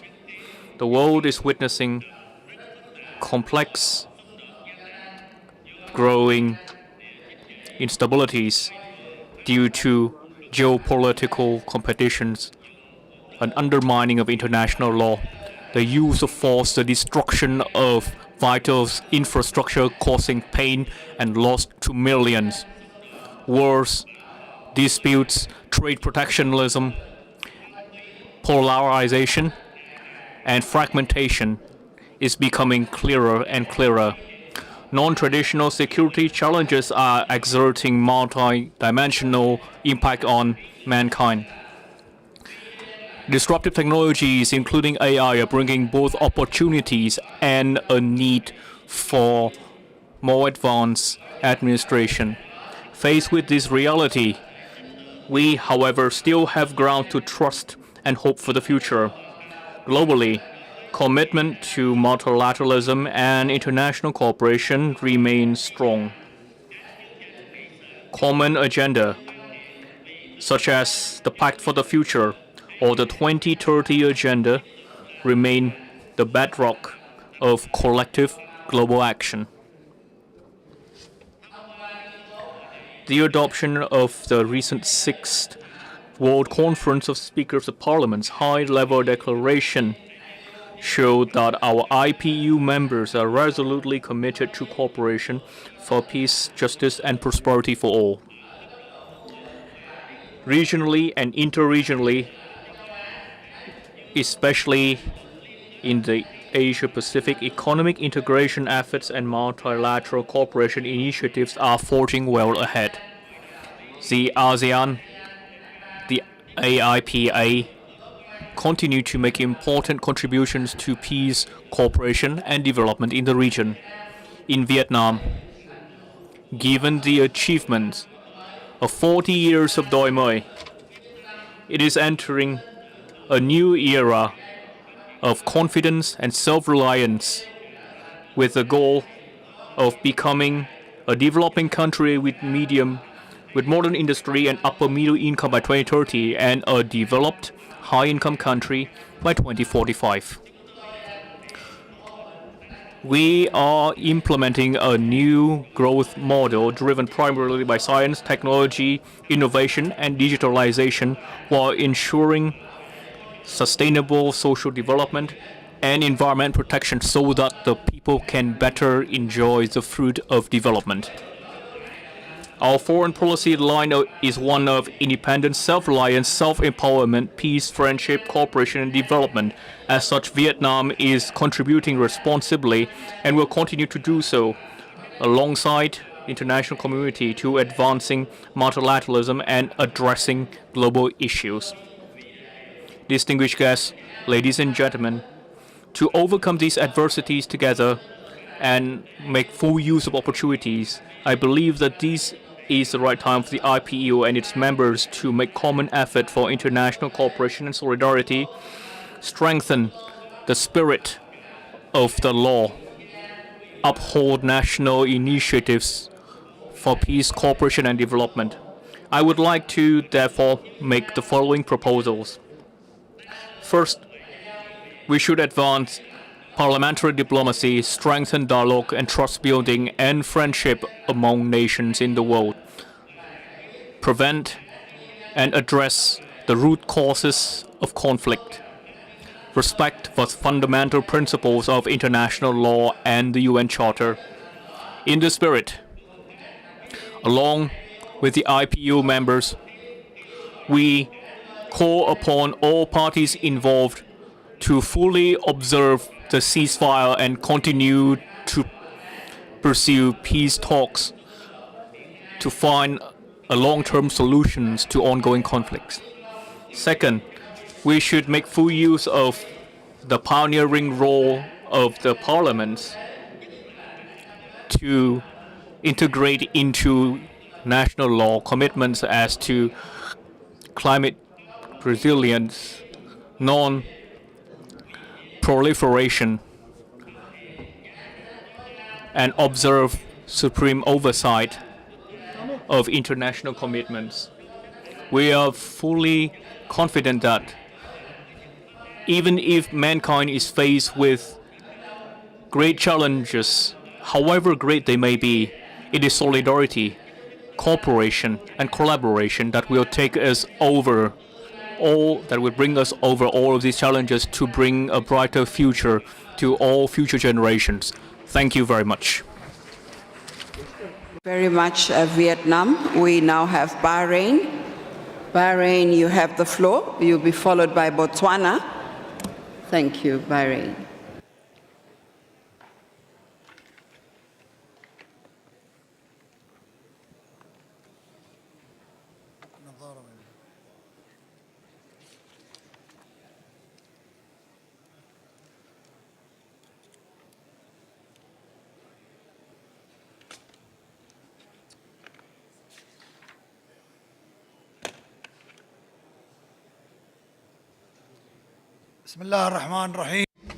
In the name of God, most gracious, most merciful, Your Excellency, Madam Tulia Aksan, President of the IPU, Your Excellency, Professor Noman Kurtulmuş, Speaker of the Grand National Assembly of Türkiye, Your Excellency, Mr. Martin Chungong, Secretary General of the IPU, Excellencies, ladies and gentlemen, speakers and members of Parliament, may the peace, mercy, and blessings of God be upon you all. At the outset, we would like to thank the Grand National Assembly of Türkiye for its excellent organization and preparation of our sittings, in effective and fruitful partnership with the Secretariat of the IPU. I would like to say that the selection of our theme for this year's general debate was very successful, as it reflects the ambitions and wishes of all peace-loving peoples, the peoples that seek to build a better future for future generations. This theme falls deep within the core of our national strategies, namely the strategic vision of Bahrain under the leadership of His Majesty King Hamad bin Isa Al Khalifa. May God preserve and protect him. With the close cooperation and supervision of His Excellency Crown Prince and Head of Government of Bahrain, my country allocates a great deal of importance to legislative action in its programs and its continuous activities, namely through parliamentary diplomacy. Madam President, ladies and gentlemen, as we hold this meeting, the world in its entirety witnessed the attacks against our countries, against the Kingdom of Bahrain, GCC states, and the Hashemite Kingdom of Jordan. These attacks were waged by Iran in flagrant violation of international law, international humanitarian law, the international maritime law. It is a blatant violation as well of our sovereignty. It is a direct attack that prejudices the safety and security of our citizens. This is why we have submitted a draft resolution to the Security Council of the United Nations in March of 2026, number 2817. It has garnered unprecedented international support from numerous countries in the United Nations. This unlimited support expresses the collective desire of the international community to devise strategies to protect the safety and security of states and also preserve international peace and security. The said resolution has strongly condemned the ferocious attacks waged by Iran against the GCC states, in addition to Jordan. The Human Rights Council in Geneva, in its resolution, a speech of Bahrain. A right of reply. a lot of countries have condemned with the strongest of terms these unjustified and unprovoked attacks that have targeted our people and their consequences on human rights. Despite the adoption of the two aforementioned international resolutions, Iran perpetrated even more attacks against our people living in safety and security using ballistic missiles, using drones. It has targeted, in particular, civilian infrastructure and civilian facilities, including airports, ports, hotels, energy infrastructure, in addition to food and health facilities. It has targeted residential areas, diplomatic quarters, and even consular buildings. This has yielded a great deal of losses in life and in materials as well. This has also led to the closure of the Hormuz Strait, and this has undermined the security of international maritime navigation. This has restricted international trade and commerce and supplies. This goes in blatant violation of international law on the security of the seas of 1980. Madam President, ladies and gentlemen, the current times, with all of its challenges, difficulties, and turmoil, calls upon the International Parliamentary Union to work in full responsibility to urge international organizations and institutions, first and foremost of which the United Nations, to condemn these blatant violations of international law perpetrated by Iran and to call upon Iran to abide by international law and international human rights law as stipulated in the resolutions issued by the Security Council and the Human Rights Council. The Kingdom of Bahrain and the United Arab Emirates have submitted a request for an emergency item in order to call upon Iran to respect Resolution 2817 and also Decision number 38 that strongly condemn the attacks by Iran against GCC states and Jordan. We look forward to the support of IPU members to have this emergency item proposal approved and adopted. The international community has a critical and pivotal role to play in achieving sustainable development goals and to guarantee peace, prosperity, coexistence, and tolerance for all peoples of the world. It must achieve sustainable peace and stability in all international causes. Most importantly, the Palestinian cause. We must respect the human rights of the Palestinian people.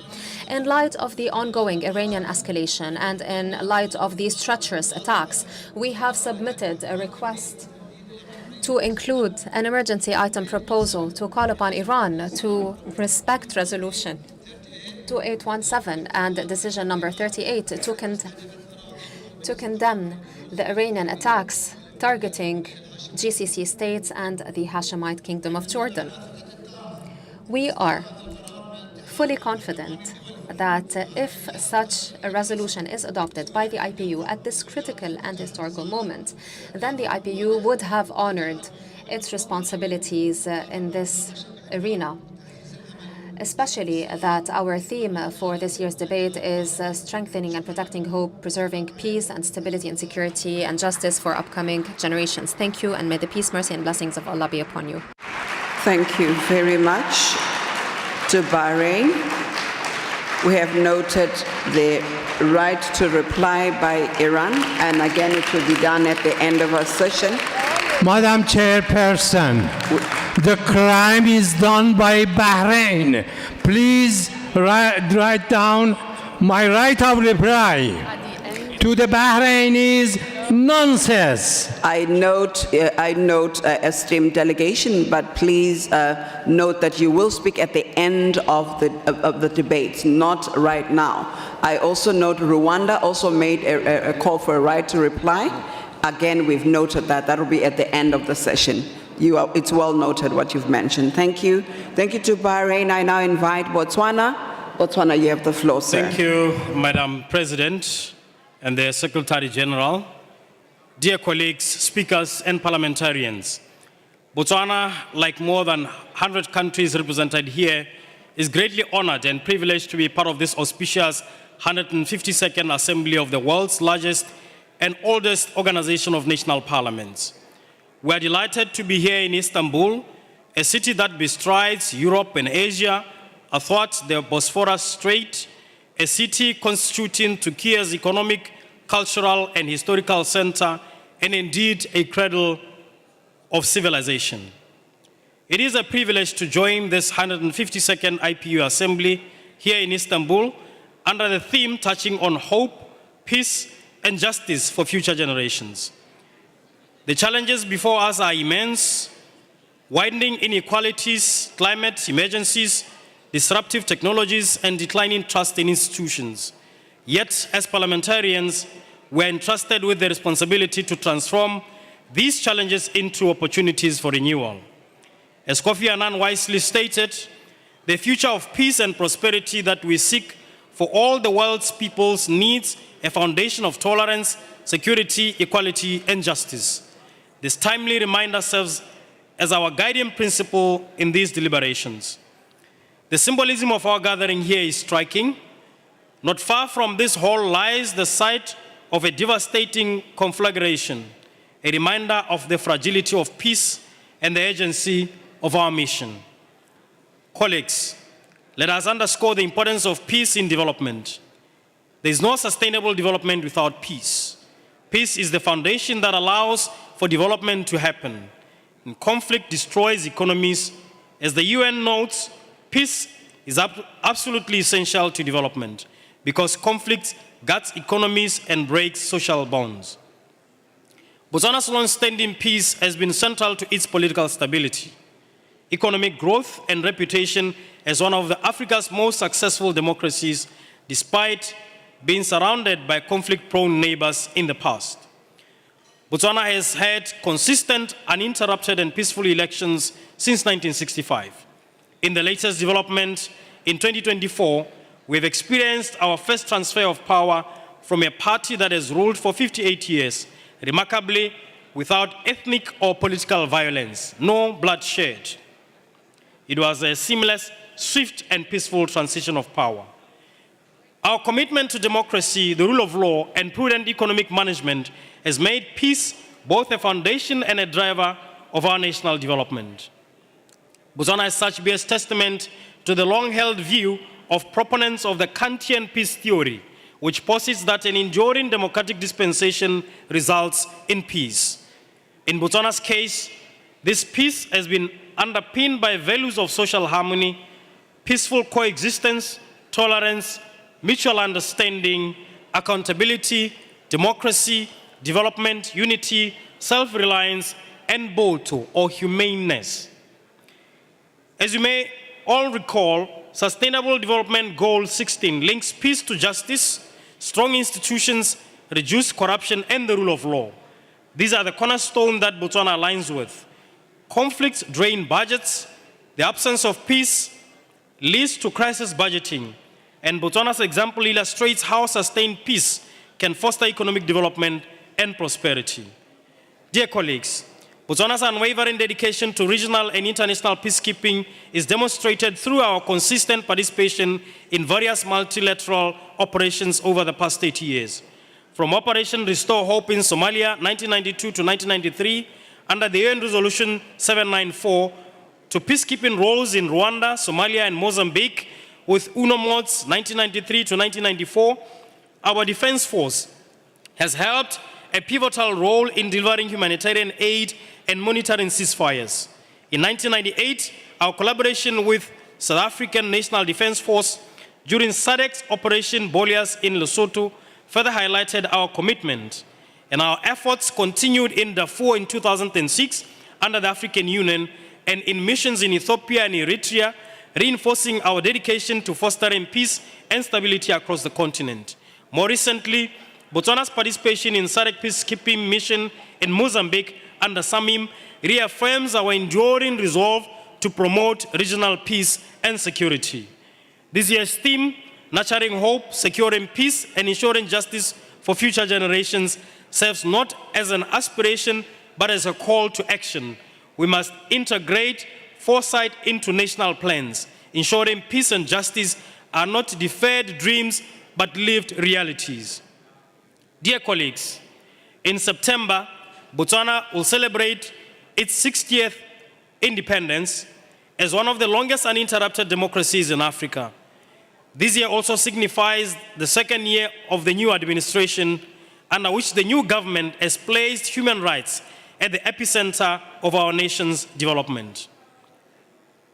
Human rights are the foundation of our foreign policy engagements. Botswana engages with other nations with integrity and conviction, and our government supports causes promoting peace, stability, and sustainable development at home and abroad through a human rights-based approach. And by opening channels of dialogue, we strengthen accountability and ensure that governance reflects the voices of all, including those in remote communities. Dear colleagues, the Parliament of Botswana remains steadfastly committed to multilateralism and is a proud participant on the global stage, advancing parliamentary diplomacy to foster a just, peaceful, and prosperous world for all. We recognize that multilateralism today faces numerous challenges, with contending ideas on peace and security and the legitimacy of multilateral institutions being questioned by some. Despite these imperfections, we hold firm in our belief that the United Nations system, though not without flaws, remains a vital framework for global cooperation. We stand resolute in our commitment to the UN system, advocating for reforms when necessary to enhance its effectiveness and legitimacy. As legislators, we must unwaveringly advocate for the peaceful resolution of conflicts, ensure that resources are allocated towards human safety and security, and promote the full enjoyment of fundamental human rights and freedoms of our people. Through these efforts, we aim to secure peace, ensure human safety, and promote the full enjoyment of fundamental human rights for both present and future generations. In conclusion, dear colleagues, the future will not wait for us. As the African proverb teaches us, the child who is not embraced by the village will burn it down to feel its warmth. Let us embrace future generations with foresight, justice, and peace. Let us ensure that technology, diplomacy, and lawmaking are harnessed not as instruments of divisions, but as bridges of hope. The digital future, the climate future, and the democratic future, these must be consciously shaped by us for the benefit of all humanity. May this assembly be a turning point where parliamentary diplomacy, dialogue, and interparliamentary cooperation deepen, and our collective will be channeled towards a future defined not by conflict, but by peace and inclusion and justice and shared prosperity. I thank you. Assalamu alaikum. Merci. Muito obrigado. Thank you. Thank you very much, Botswana. I now have Nigeria. Nigeria, you have the floor. Thank you.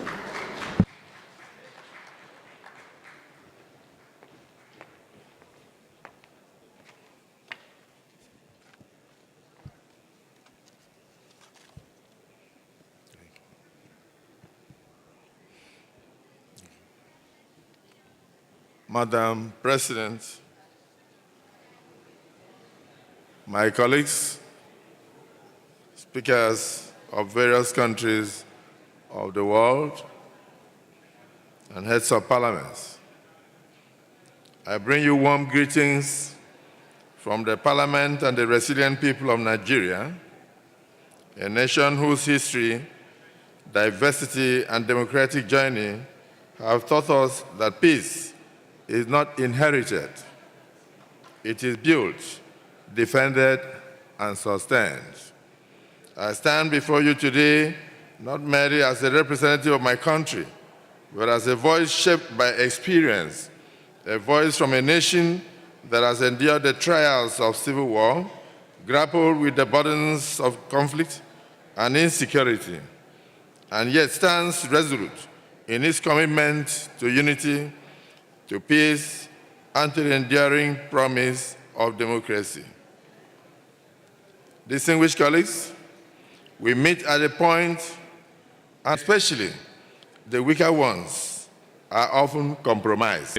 In society, all of that happens as a result of parliamentary discussions, dialogue, and as we pursue our objectives, we need to ensure that peace, stability, and development are at the heart of our concerns. The global situation today, as we meet, as we hold these discussions, is extremely fragile. It could be seen as a turning point in the world, particularly in the Middle East, which is a region that moves from one crisis to the next, jeopardizing its security and stability.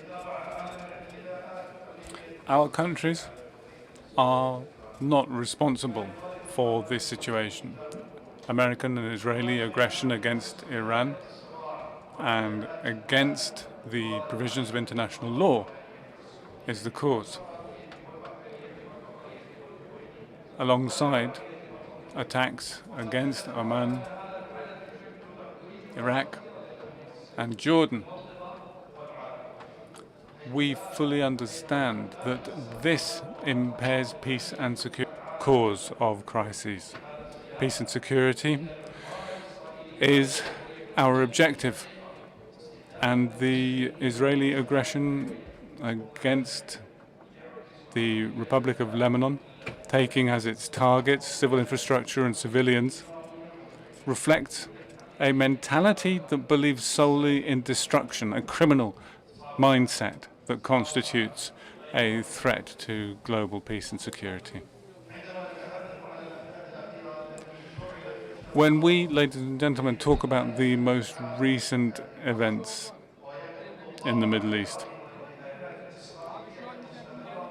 we cannot forget Israeli-occupied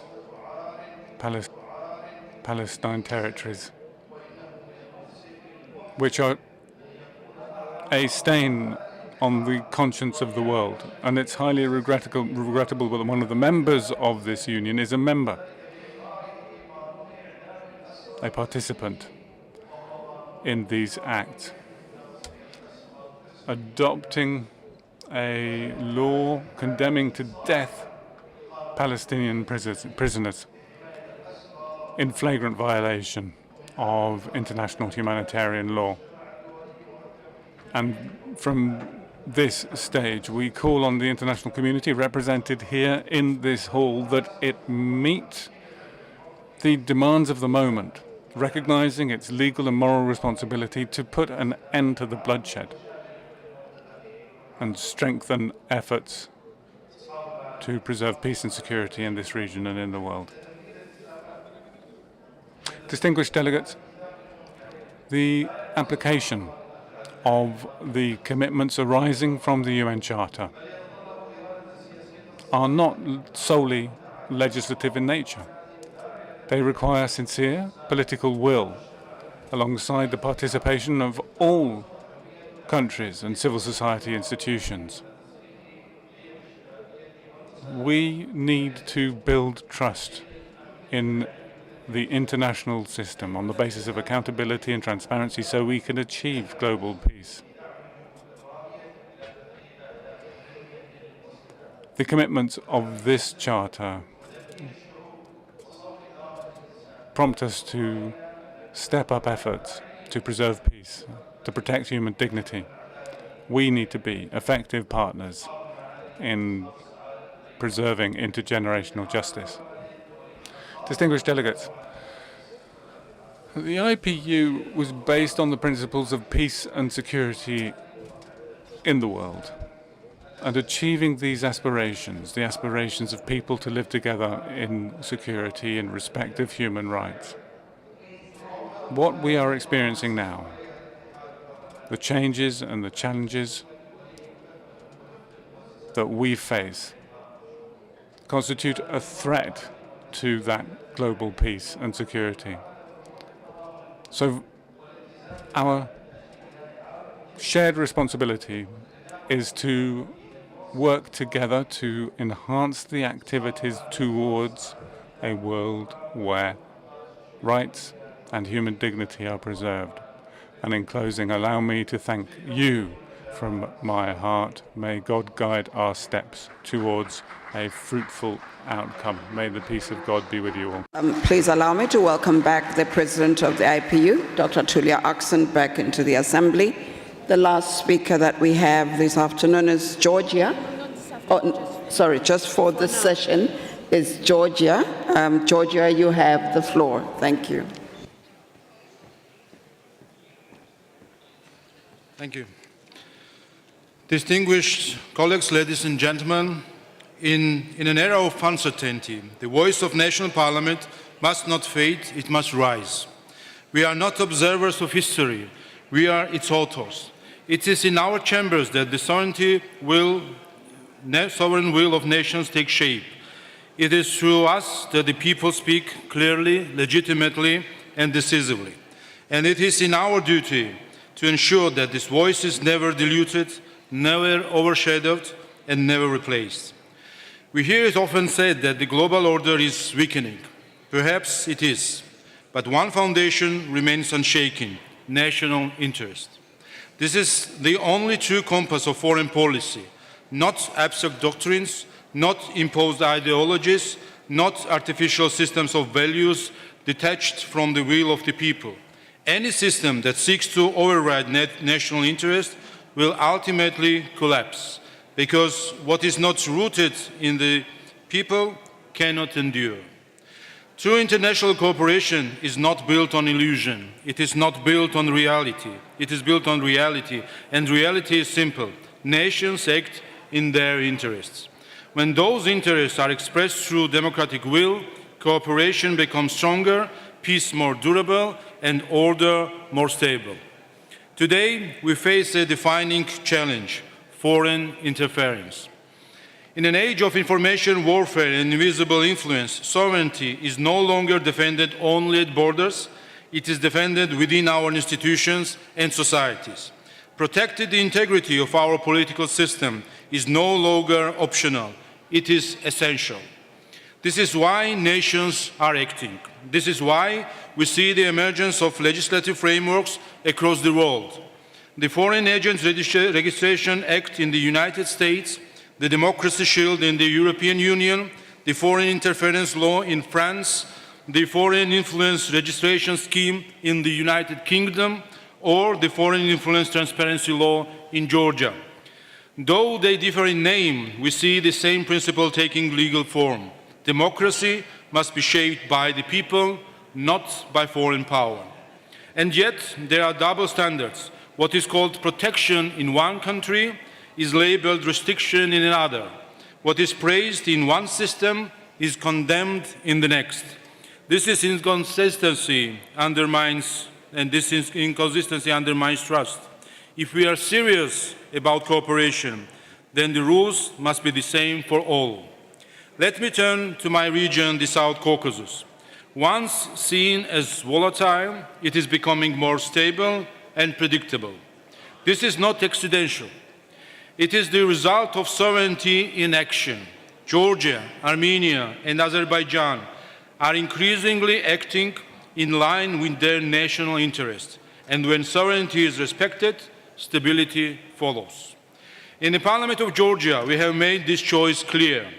We have strengthened transparency, refined our legislation, acted to ensure that political power belongs to the people and to no one else. And we will continue to adapt, because a parliament that does not reflect reality will lose relevance, and a parliament that loses relevance cannot defend sovereignty. Peace is never guaranteed. Peace is responsibility. It requires vigilance, restraint, and long-term vision. Strong institutions, transparent system, forward-looking laws are not technicalities. They are the foundation of peace. And this is why we must act together.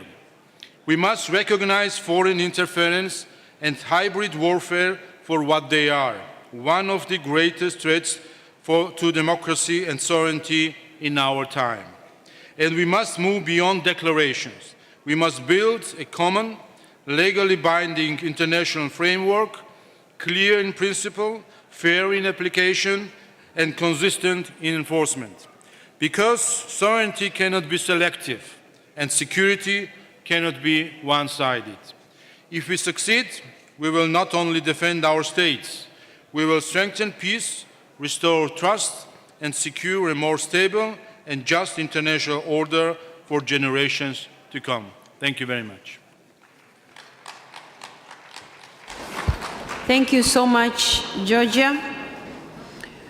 Colleagues, I would like to take this opportunity to introduce to you the Executive Secretary of the Comprehensive Nuclear Test Ban Treaty Organization, Dr. Robert Floyd. I would now be informing you that IPU has been working closely with this organization, and this Comprehensive Nuclear Test Ban Treaty Organization works on detecting nuclear explosions, and by that, ensuring compliance with the Comprehensive Nuclear Test Ban Treaty. Needless to point out how damaging nuclear explosions are and how important an international verification system to detect them are. The IPU is proud that so many parliaments support this international organization in its goal for universal membership. It is my special pleasure on your behalf to welcome Dr. Robert Floyd, the Executive Secretary of CTBTO, to our Assembly, and he's going to address us. Sir, you have the floor. Oh, you have my bag. Sneaking from behind. Okay, thank you. Thank you. Yes.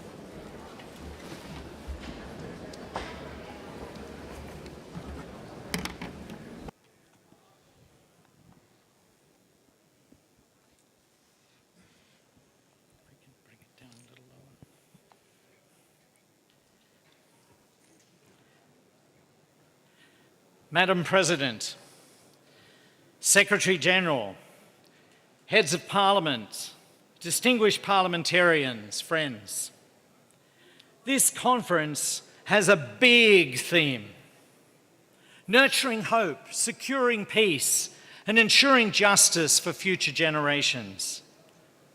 Let's think about that last part, the future generations.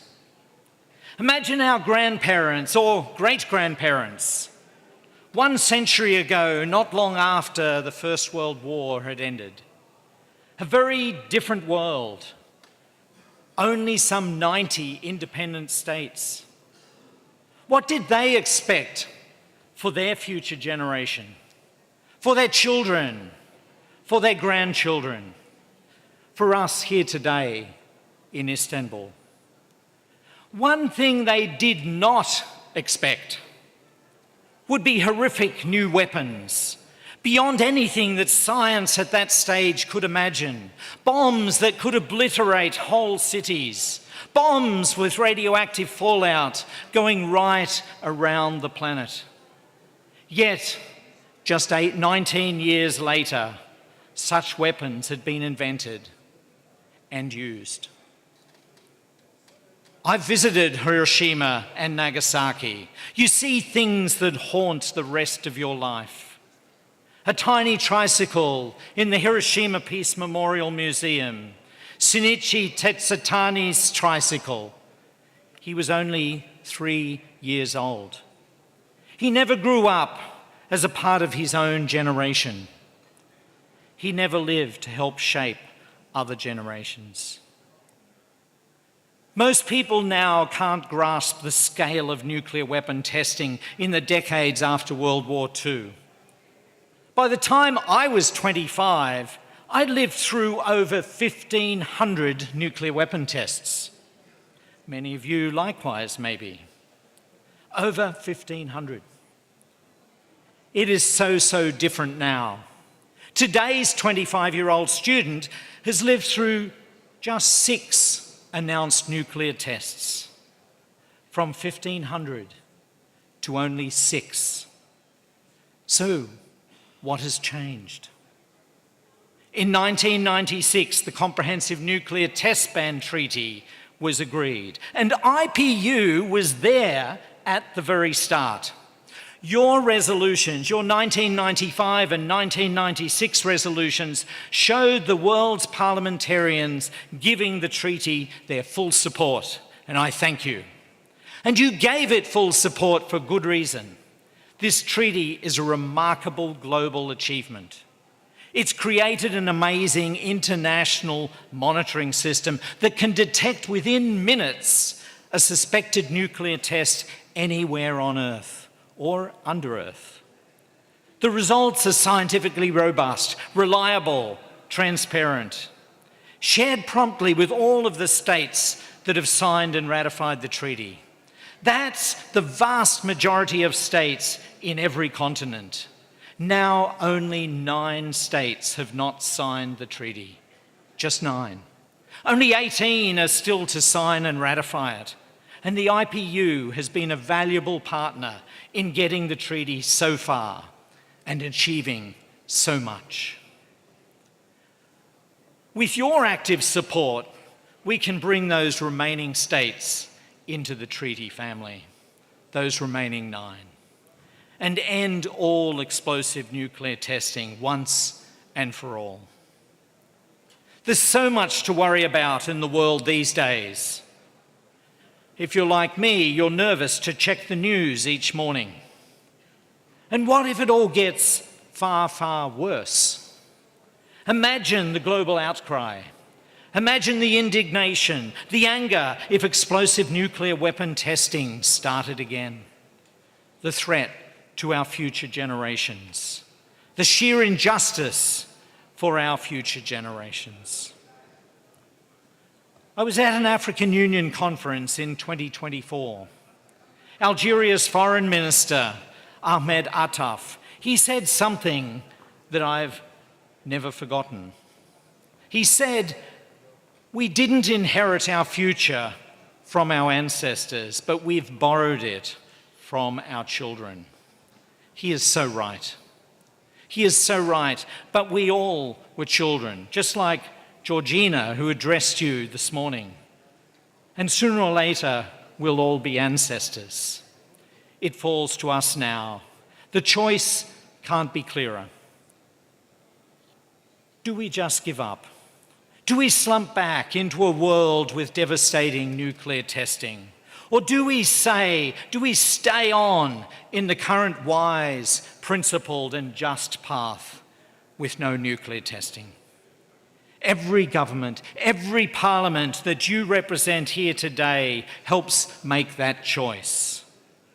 Colleagues, as every parliamentarian knows, it's a proud moment to get elected.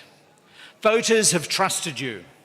You in turn have placed your trust in your eminent Secretary-General, Martin Chungong. He became IPU Secretary-General, as you all well know, in 2014, and shortly he'll be concluding his mandate. But under his leadership, the IPU has achieved so much, and I've been privileged to work with him in that time. I too was elected and was entrusted with my own position in 2021. And since then, with the support of IPU and many in this room, our treaty has gained 9 new ratifications. Perhaps Some of those are present here today: Dominica, Equatorial Guinea, the Gambia, Papua New Guinea, Sao Tome and Principe, Solomon Islands, Sri Lanka, Timor-Leste, Tuvalu. And one new signature yet to ratify, Somalia.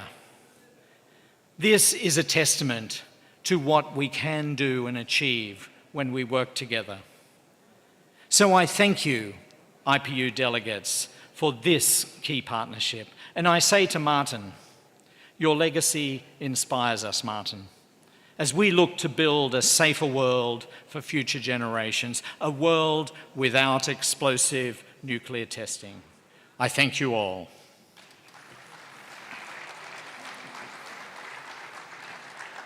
Thank you so much, Dr. Floyd, for sharing with us those insights. I believe as Member of Parliament, we have had him, and we will be working harder in our countries, especially those of us who have not probably ratified the treaty. Right now, I'm going to hand over the chair to Speaker Gafarova, who is going to now continue with the speakers list. So, Madam Gafarova, the chair is yours. Thank you. So Iraq and Australia. Ladies and gentlemen, it's my honor to chair this last segment of the general debate. And now I call on Iraq speaker.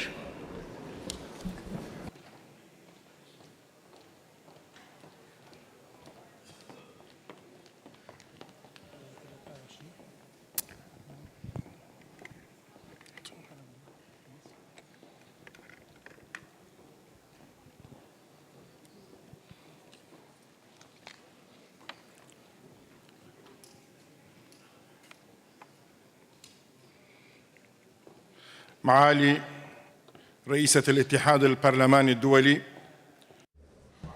Madam President of the IPU, Secretary General, Your Excellencies, heads and members of fellow parliamentary delegations,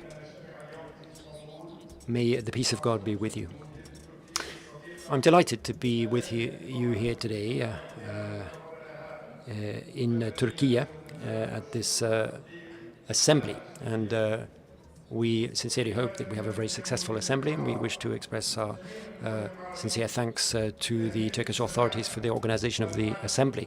In Iraq and in the Arab world, we are convinced of the importance of peace and the rule of law.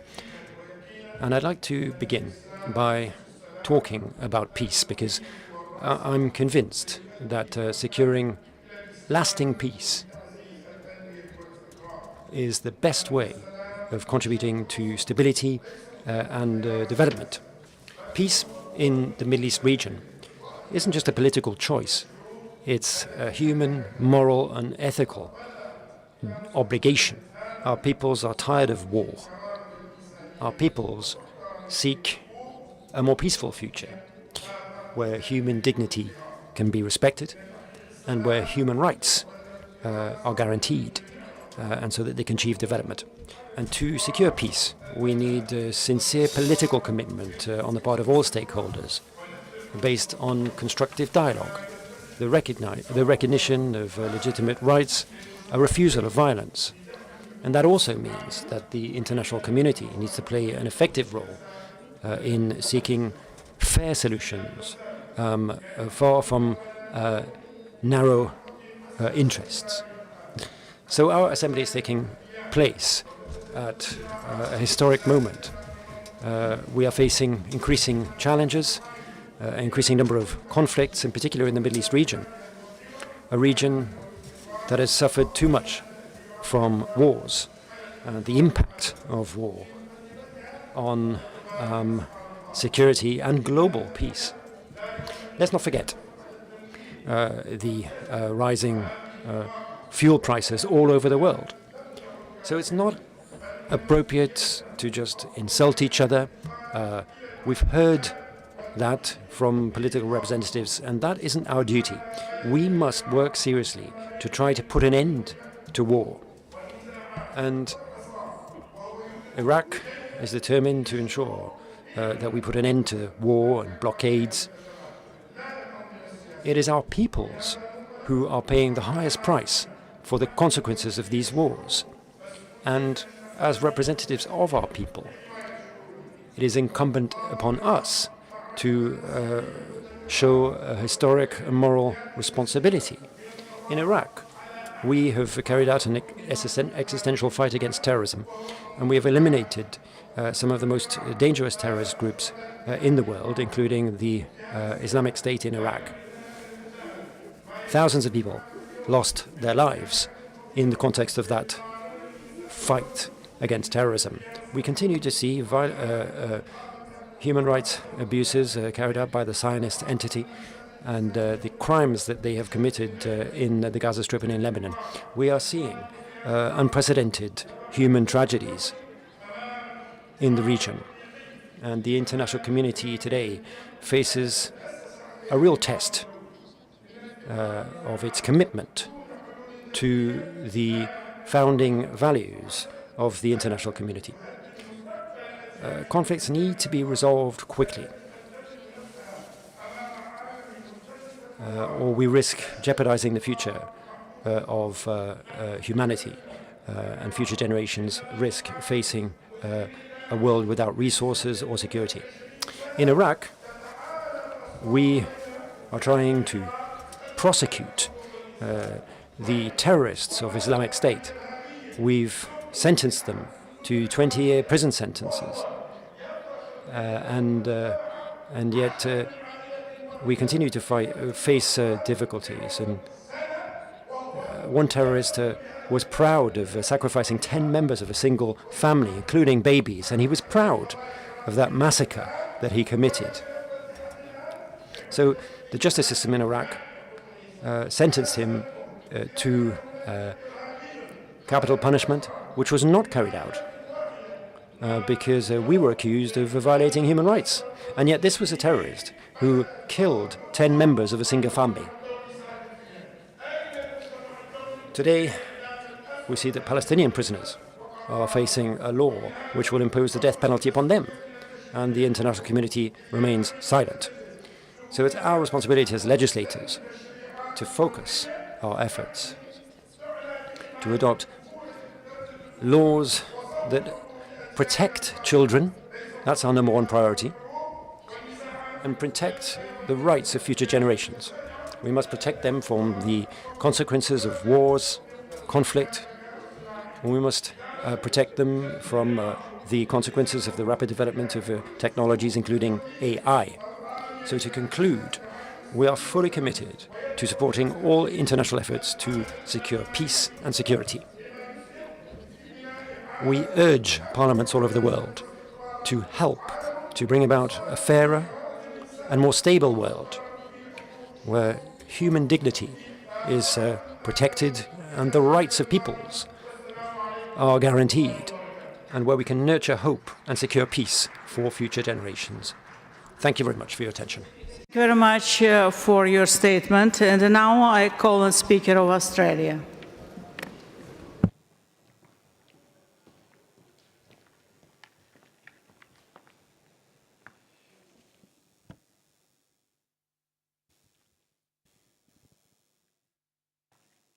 Thank you, Madam Speaker Gorova from Azerbaijan, my friend and colleague.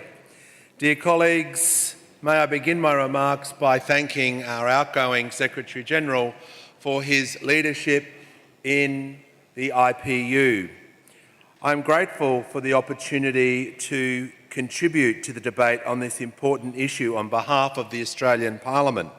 This year we celebrate 70 years of IPU membership. However, Australia's commitment to multilateralism began long before 1956. Australia was in fact first invited to join the IPU in 1906 by the co-founder Mr. William Randall Cremer. Despite the outbreak of World War I, which practically stopped inter-parliamentary engagement, Australia supported the IPU with an annual grant from 1915 to 1918 for its efforts in the pursuit of dialogue and peace. A year later, Australia became a founding member of the League of Nations and went on to be a founding signatory of the United Nations in 1945.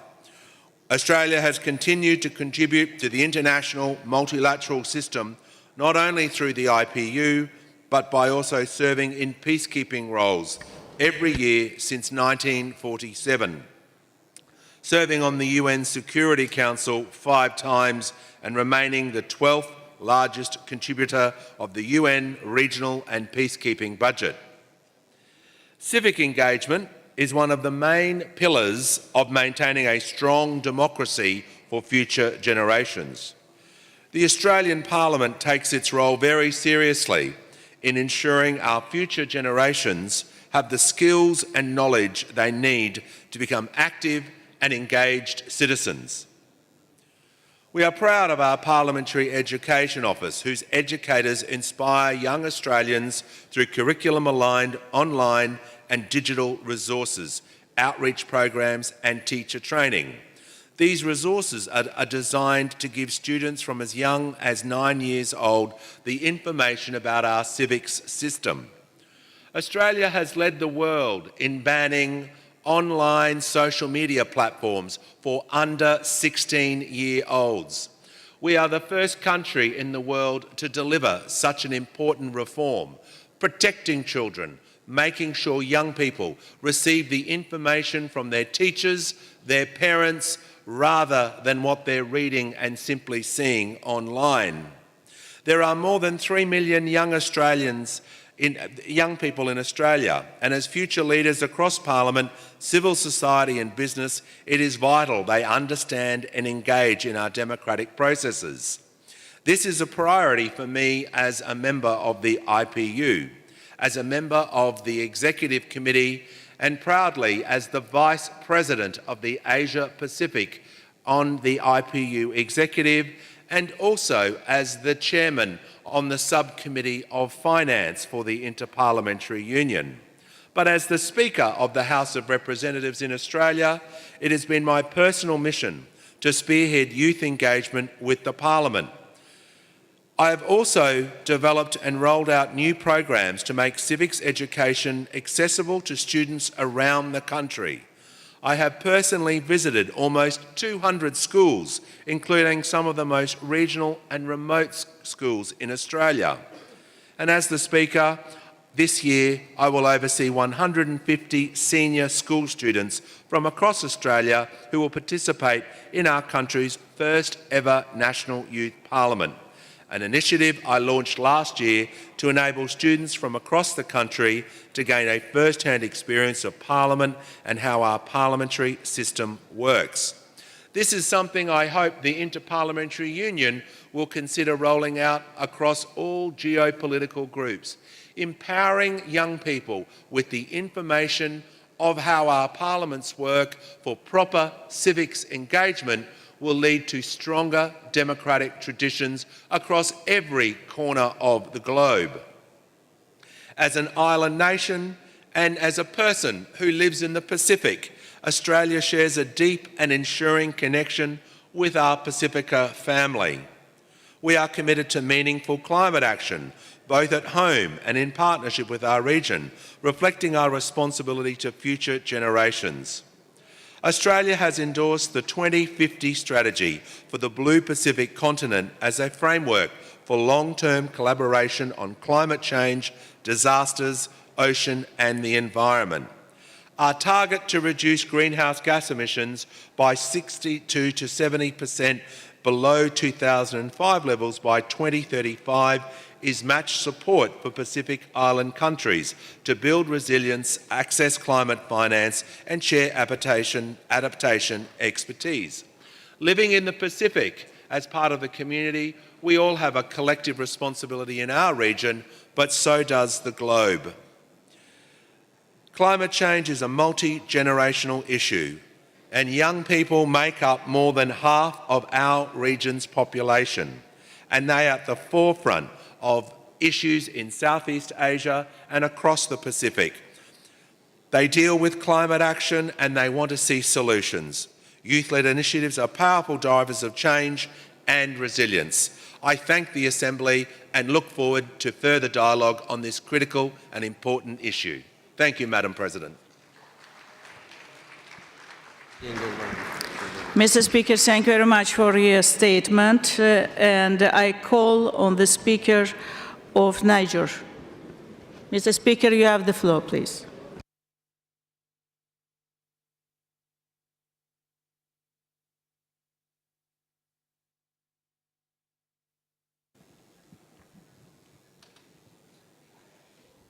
Thank you. It's okay.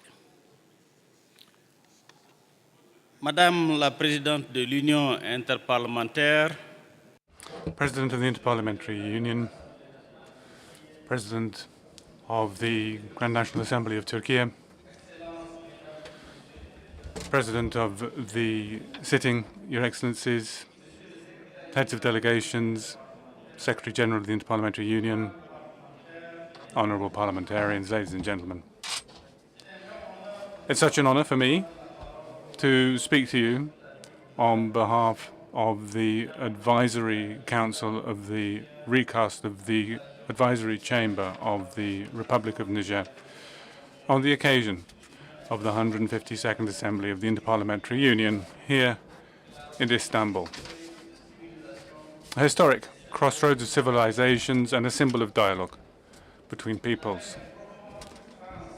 And it's with a deep sense of our responsibilities and a renewed conviction that I seek to address the topic of our discussion, namely hope, peace, and justice for future generations. It's a triptych, one that is fundamental for humanity's future. Not just a slogan, but rather pillars that build a collective ambition, that build a world of peace, justice, and a future for our young generations.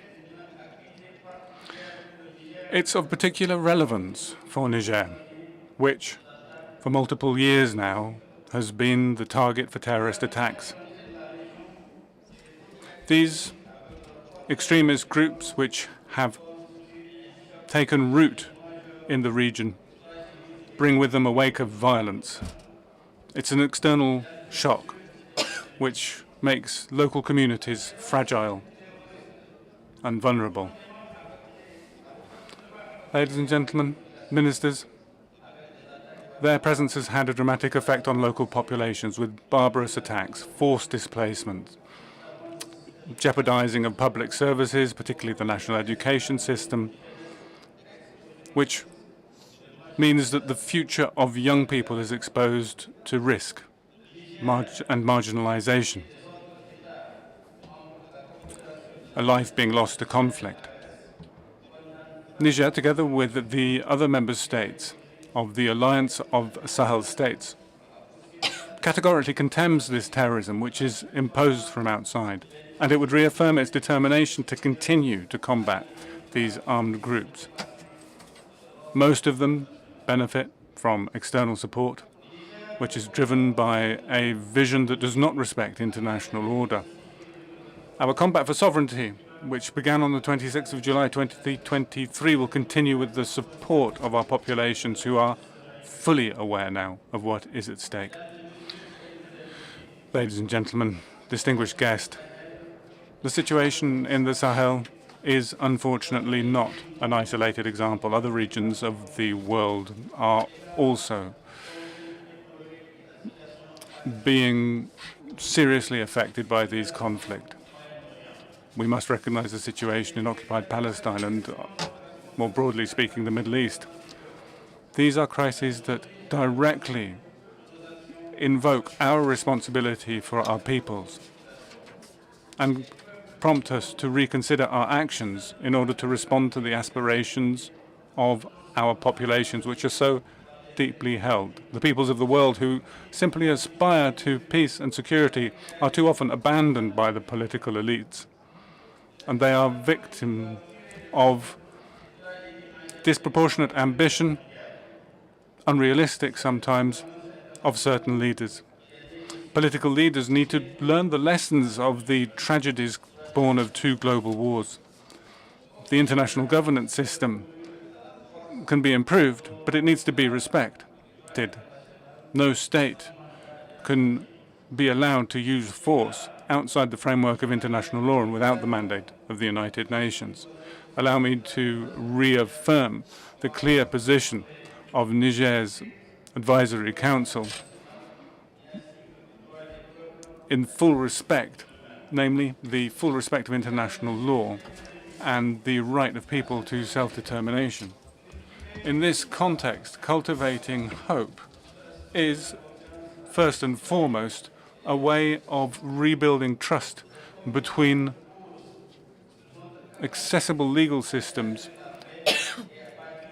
between citizens, and between public institutions. Justice needs to be accessible, understandable, and adapted to modern-day realities. Niger, by integrating a progressive progress of modernization in its justice system, particularly by the application of digital technology, hopes to achieve this. Digitalizing procedures can contribute to reducing timeframes, strengthen transparency, and make data more secure. It also allows to bring justice closer to citizens, including in the more remote areas. Efforts are also being made to guarantee equitable access to justice, in particular in vulnerable populations. Legal support has been strengthened, particularly allowing an increasing number of citizens to have their rights recognized, particularly with regard to land ownership, which is a key issue for social stability. At the moment, our council is working on a land reform system in Niger. However, peace is a precondition for hope, and peace cannot be decreed. It is patiently built through dialogue, inclusion, and social justice. So Parliament's role here is key. We stand as the safeguards for democratic debate. We stand as the guarantors of achieving people's aspirations. We need to promote preventive mechanisms for peaceful conflict resolution, taking into account socio-cultural reality. In our experience, the involvement of traditional authorities and communities is essential for calming tensions and building social cohesion. Recourse to alternative modes of settling disputes, such as mediation and arbitration, which draw on the social values, can contribute greatly to a culture of dialogue. Building peace also requires a more human approach to criminal justice.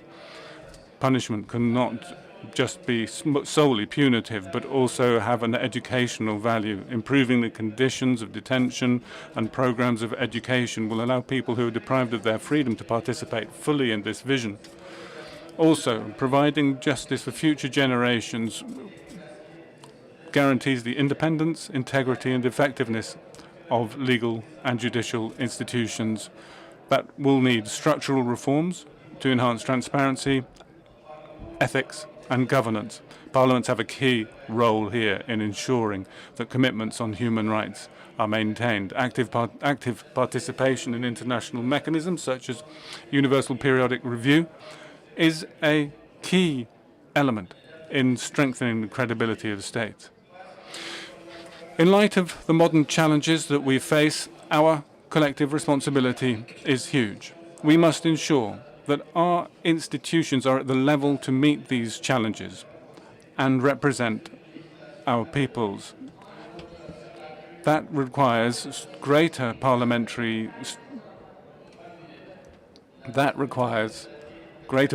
action based on a spirit of solidarity and dialogue, which also marks the Inter-Parliamentary Union.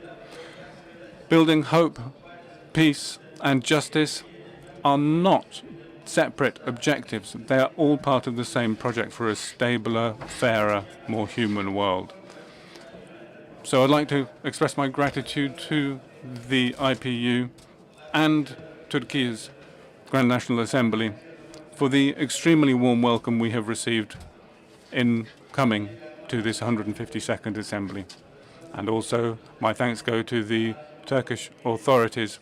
Their hospitality, I'm sure, will be a great contribution to the success of our work. Thank you for your kind attention. Thank you very much, Mr. Speaker, for your statement. I call on Speaker of Armenia.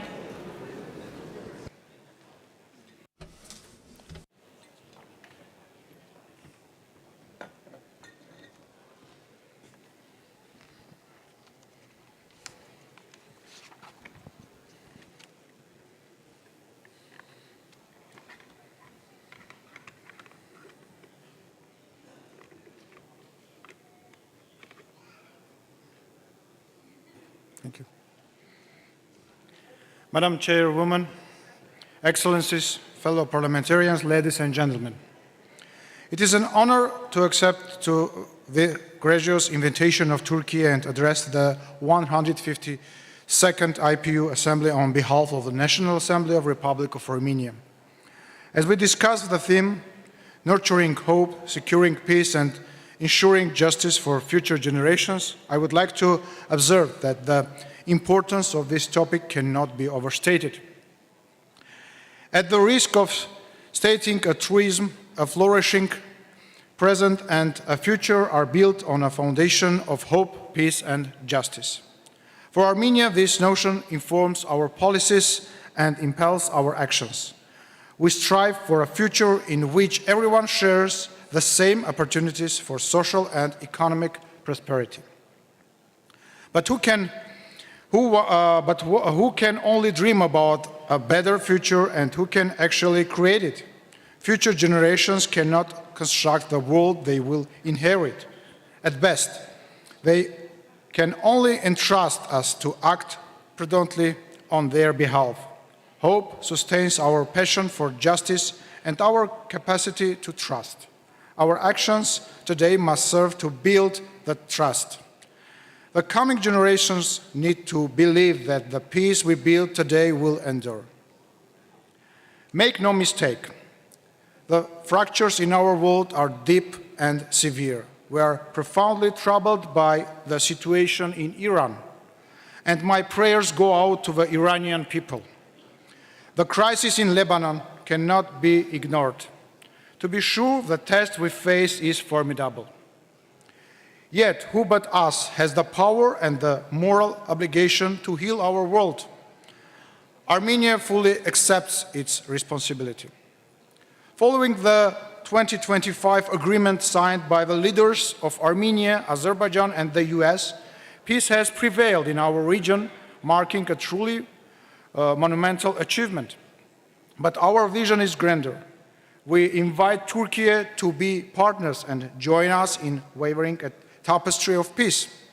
To this end, we are eager to deepen our relationship with Türkiye. After decades of suspicion and ill will, a new era of confidence building between Armenia and Azerbaijan has dawned. Efforts to consolidate this progress are now focused on strengthening communication and ensuring that peace is effectively translated into concrete relations on the ground. The recent implementation of the framework for the TRIP road for international peace and prosperity, TRIP, represents another milestone. This initiative aims to both create regional connectivity and expand international trade routes. Based on the principles of sovereignty, territorial integrity and jurisdiction, TRIP has the potential to promote stability, economic cooperation and prosperity across the South Caucasus and beyond. Encouraging signs of normalization are unmistakable. For the first time in years, trade between Armenia and Azerbaijan is beginning to emerge. The recent import of Azerbaijani goods into Armenia marks a symbolic and practical step toward rebuilding economic ties. These are the dividends of peace, tangible improvement. At the same time, must be resolved. We're continuing to continue building trust and achieve genuine reconciliation. The 90 Armenians still detained in Azerbaijan should be released and reunited with their families, and the It's on. be clarified. Colleagues, Now it is the time to set priorities, and for the sake of posterity, we must choose them wisely. Who, let us not forget, are the succeeding generations. They are our children and grandchildren. It is our solemn duty to be worthy of them by leaving a legacy, not of war, but of the peace. Thank you very much. Thank you very much, Mr. Speaker, for your statement. And now I call the Speaker of Nepal.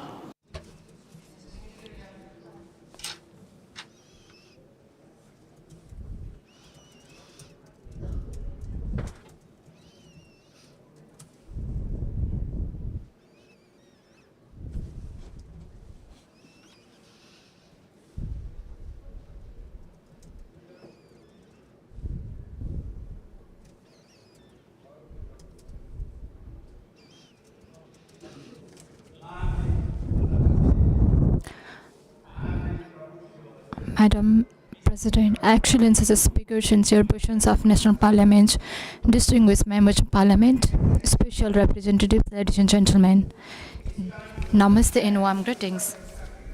On behalf of the Federal Parliament of Nepal, I feel distinctly honored to address this august gathering of parliamentarians from around the world at this 152nd IPU Assembly, hosted in this historic and beautiful city, Istanbul. I, along with my delegation, would like to extend warm gratitude to the government, parliament, and people of Türkiye, as well as to the IPU, for successfully convening this assembly and warm hospitality. I bring with me the greetings from the Federal Parliament of Nepal for the success of this assembly. Excellency, the world is currently facing perma-crisis.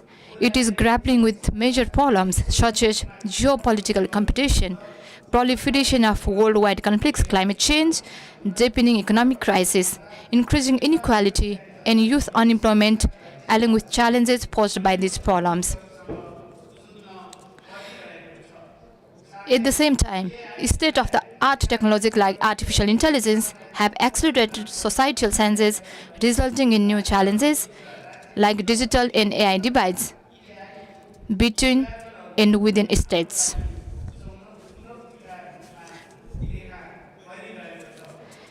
In reality, these crises are not isolated by nature. Rather, they are interrelated. In order to tackle these challenges, it is imperative to take collective, visionary, and inclusionary initiatives. In this backdrop, the theme of this General Assembly, nurturing hope, securing peace, and ensuring justice for future generations, is exceptionally relevant and timely to the current situation. I am confident that the decision we take today as the people's representatives will make significant contribution to determining future of the new generations. Excellency, may I make a few points about the actions we take to tackle and the role we need to play to bring about concrete and positive changes in people's lives by translating the theme into practice and ensuring peace and security, prosperity, human dignity, and sustainability in the world. First, it is essential to give priority to the youth-centric vision, policy, and programs to uphold and strengthen hope and trust towards the future. It is noteworthy to share that following the elections of the House of Representatives in Nepal, recently held in the aftermath of the Gen Z movement, almost half of the elected members of House of Representatives are youth, and Nepal has welcomed a 35-year-old Balendra Saha as the new Prime Minister of Nepal. This has inspired not only youth in Nepal, but also of the world. The election result has not only enhanced political inclusion and representation, but also endorsed new energy. Second, inclusiveness is the prerequisite to ensure peace, prosperity, human dignity, and sustainability. To achieve this, we must guarantee representation on the basis of inclusion in every entity, level, and institution, including the Parliament.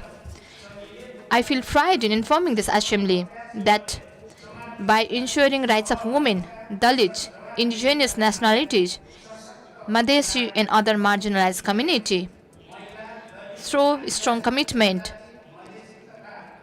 a proportional election system. There are currently 35.32% women lawmakers in the Federal Parliament of Nepal. In addition, the parliamentary committees have made the government accountable through transparency and policy reviews. Third, it is very essential to addressing the differences and challenges in development. I would like to iterate our strong belief that peace is unattainable without development and development without peace. Fourth, the climate change has emerged as a catastrophic threat to today's world. Therefore, it is imperative to ensure climate justice to impacted and vulnerable countries in upcoming generations. Despite having negligible contribution to global greenhouse gases emissions, Nepal is facing extremely high risks from the impacts of climate change. With rise of temperature in Himalayan region, it has resulted in changes in snowfall phenomena, melting of ice, glacier, lake outburst, flood, and changes in water flow system, causing significant rise in environmental problems. It has negatively impacted in livelihood, biodiversity, and balance of ecosystems. However, Nepal is firmly committed to net zero emissions by 2045 through promotion of renewable energy, implementation of adaptation programs, and to achieve SDGs. Through parliamentary diplomacy, Nepal has collaborated in forging common understanding of issues like sustainable development, climate change, mitigation, and mobilizations of resources through cooperation with parliaments and governments of other countries at international forums. It has been promoting consensual, cooperative, and inclusive policy through discussions with concerned stakeholders. Fifth, we need to emphasize technological and digital inclusion and transformation. The rapid development of digitization and AI are playing a crucial role in governance system in contributing to the public service delivery, including in agriculture, health, in ensuring economic growth. However, the growing divide between AI and digital access are matters of compensation. In order to address this, Nepal is persistent in her approach for the development of the country. Excellency, I'd like to highlight that hope is cornerstone for positive change, and peace is not merely absence of war. Rather, it is the condition emanating from mutual cooperation, respect, and coordination between people and nations. Let us reignite hope, consolidate peace, and ensure justice. Along with cooperation, let us establish such a world where upcoming generations can live in dignified, secure, and prosperous life. Nepal is firm and committed to multilateral cooperation and is always ready to move forward together, soldier to soldier, with you all in this shared journey. Let us join hands in this collective endeavor. I thank you. Thank you very much, Mr. Speaker, for your statement. And now I call on Speaker of South Africa. Followed by Palestine, maybe. Madam Speaker, you have the floor.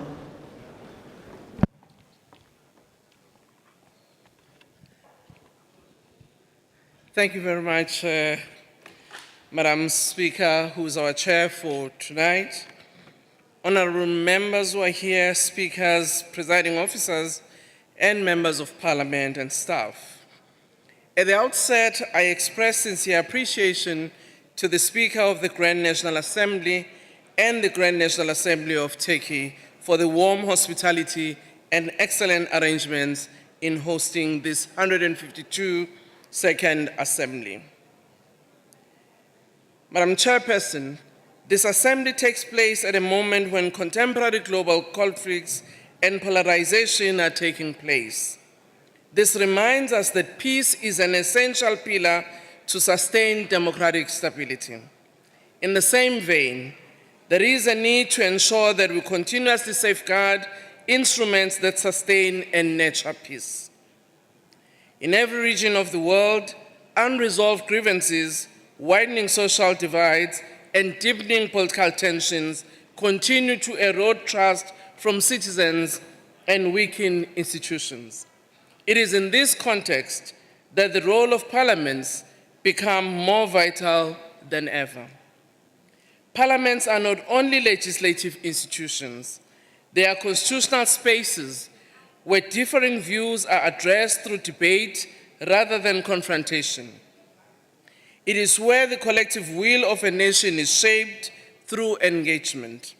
When parliaments function well, they absorb tension and which might otherwise spill into instability. Across the world, trust in public institutions has become increasingly fragile. Citizens question whether democratic institutions truly serve their interest and whether those entrusted with authority are held accountable. I'm sure in every country like my own, such questions confront us on a daily basis. But it is how, as Parliament, we take deliberate and concrete steps to rebuild Parliament confidence and strengthen democratic legitimacy. Madam Chairperson, honorable members, our theme directs us in finding ways in which we can nurture hope, secure peace, and ensure justice for future generations.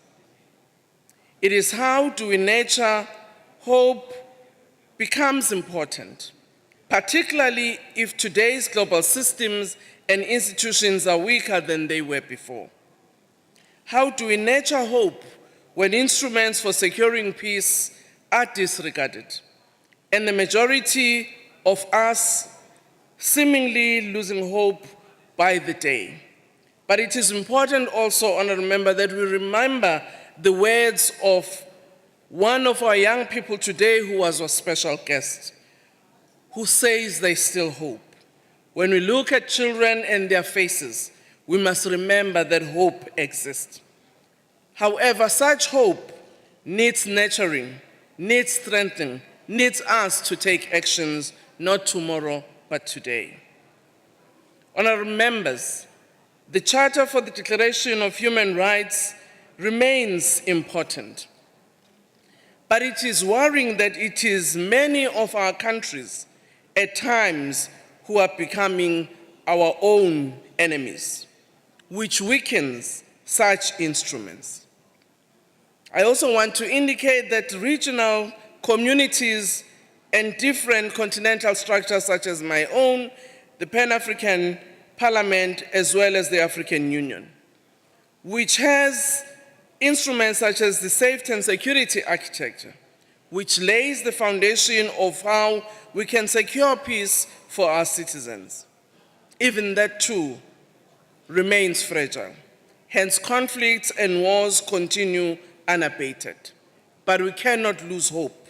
We need to continuously engage, continuously dialogue, but also continue to intervene when necessary. Today, as this Assembly of Parliaments, we're here to share views on how we can nurture hope and secure peace for the next generation. What is important also, from Georgina earlier on, she said those engagements must include what we regard as the future, which is our young people. Let me share what South Africa did at the birth of our democracy in 1994 in dealing with historical conflict. We resolved to enter into negotiation with those who were our adversaries, not because it was easy, but because we understood that if we had to face the issues that had pulled us apart, we will not build a nation. We chose the platform, such as the Truth and Reconciliation Commission, which allowed us to tell each other what had happened during the conflict and encourage some of us to ensure that those lives were lost can be accounted for. Subsequently, our constitutional framework ensure that we address the injustices of the past. In our case, and in some countries in our region, land dispossession and racial discrimination ensured that the majority of citizens were rendered landless at the stroke of a pen.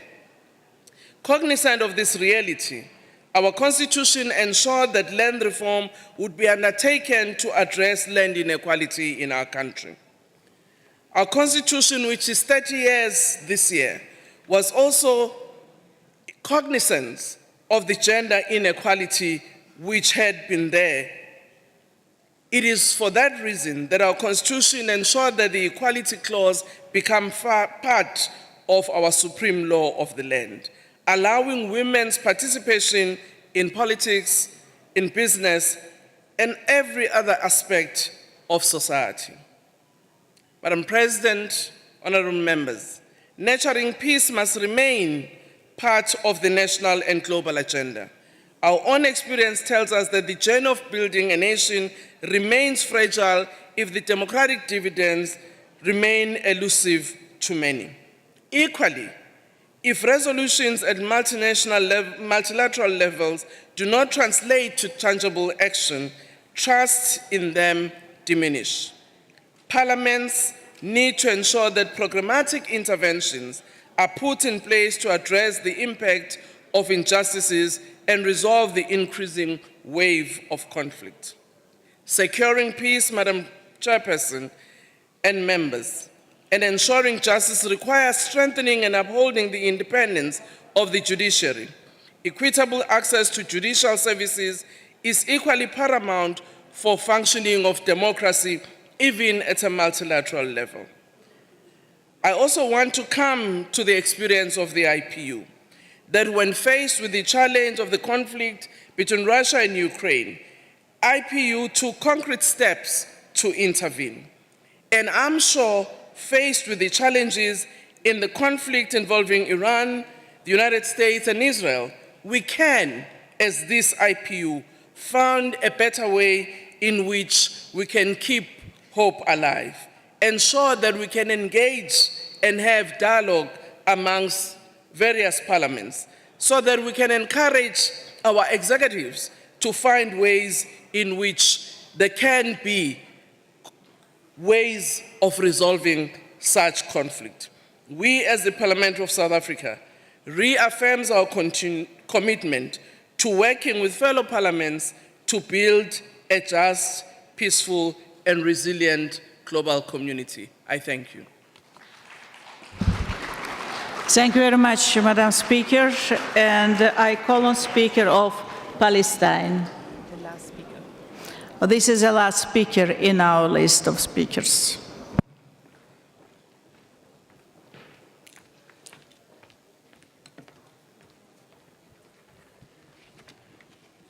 If you would please allow me, with an emotional expression and comment.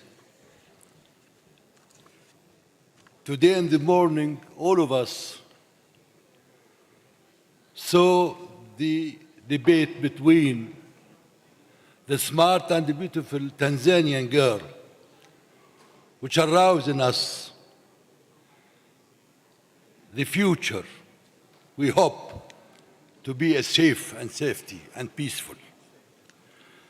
But in the dark side, it reminds me about the children in Gaza. Thousands of our children in Gaza are killed by the Israeli army. And thousands of them lost their whole families. And 100,000 lost father or mother. I would like to remind you about the children in Gaza, in Palestine. Thank you so much. Let me to deliver my speech. Bismillah. In the name of God, most gracious, most merciful, Your Excellency, Speaker of the Grand National Assembly of Türkiye, Your Excellency, President of the IPU, Your Excellency, Secretary General of the IPU, Excellencies, ladies and gentlemen. May the peace, mercy, and blessings of God be upon you all. On behalf of the Palestinian National Council, I have the honor to extend our thanks to the International Parliamentary Union for organizing this assembly.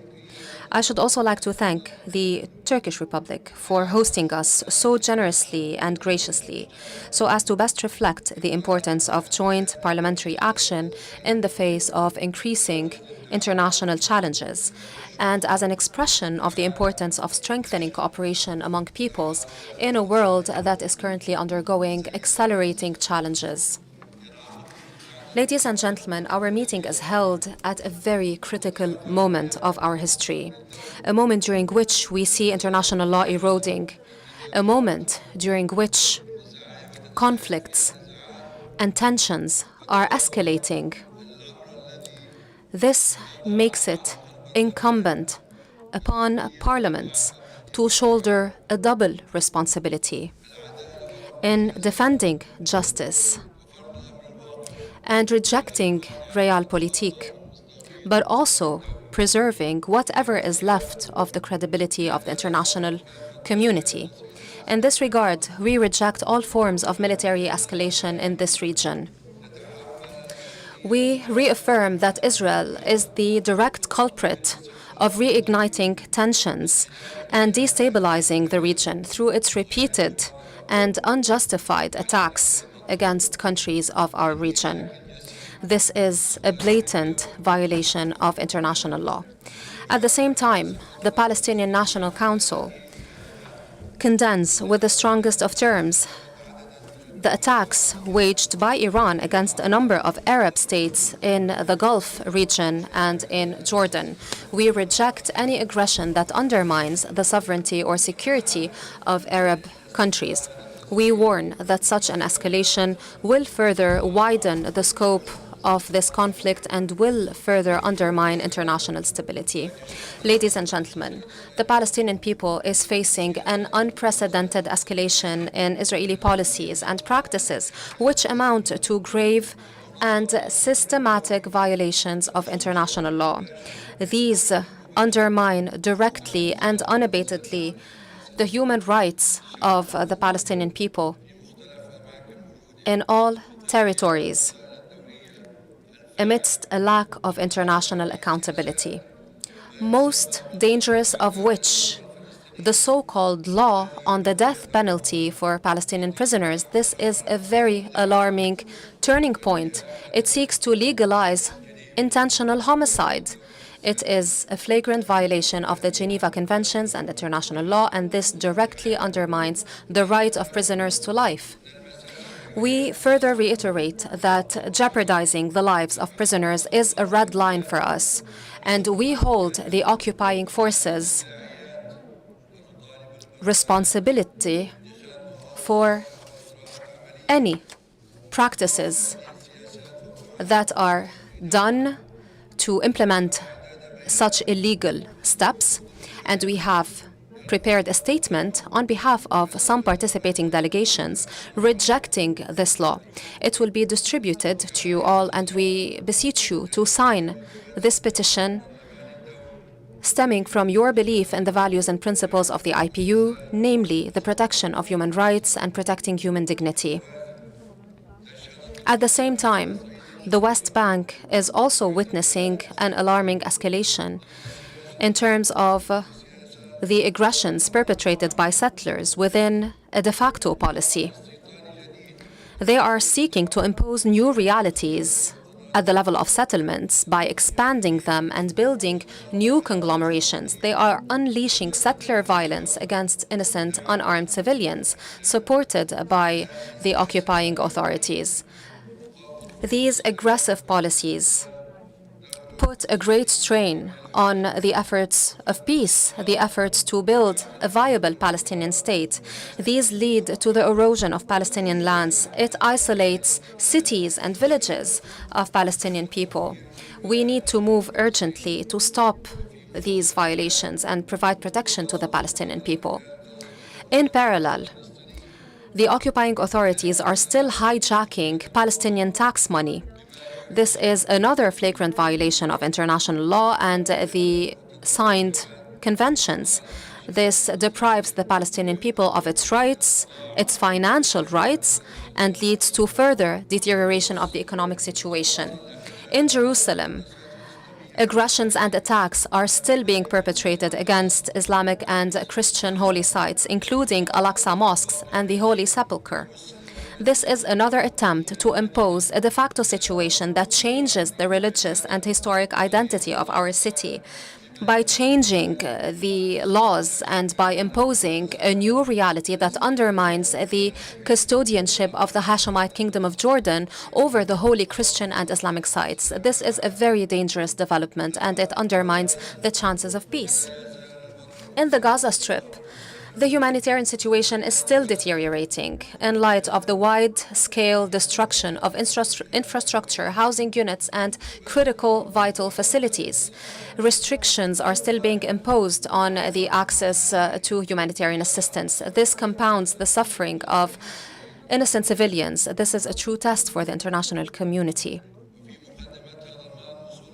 This includes the responsibility to guarantee unfettered access to humanitarian aid, to halt attacks and breaches of the ceasefire, and the full withdrawal of Israeli occupation forces. This would guarantee the basic living conditions that are the right of each and every citizen of this world.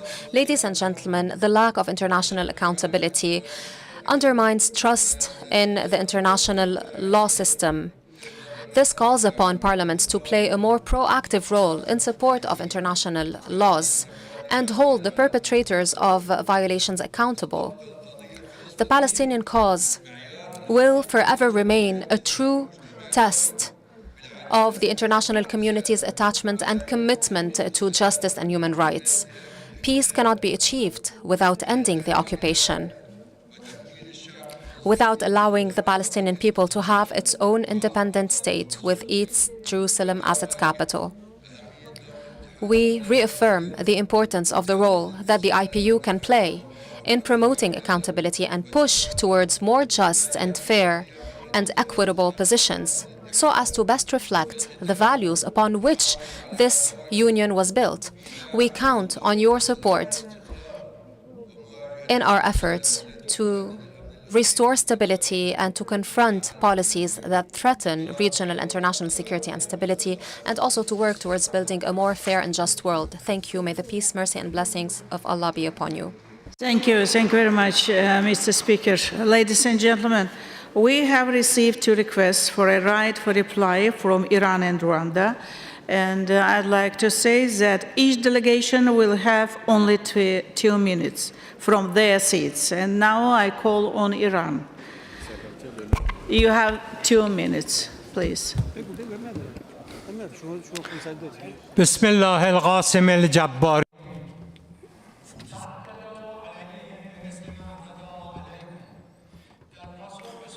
In the name of Allah, the most compassionate, the most merciful, in response to representative of Qatar, in first part of his speech, he talked about the necessity of talks and peaceful negotiations in order to prevent tensions.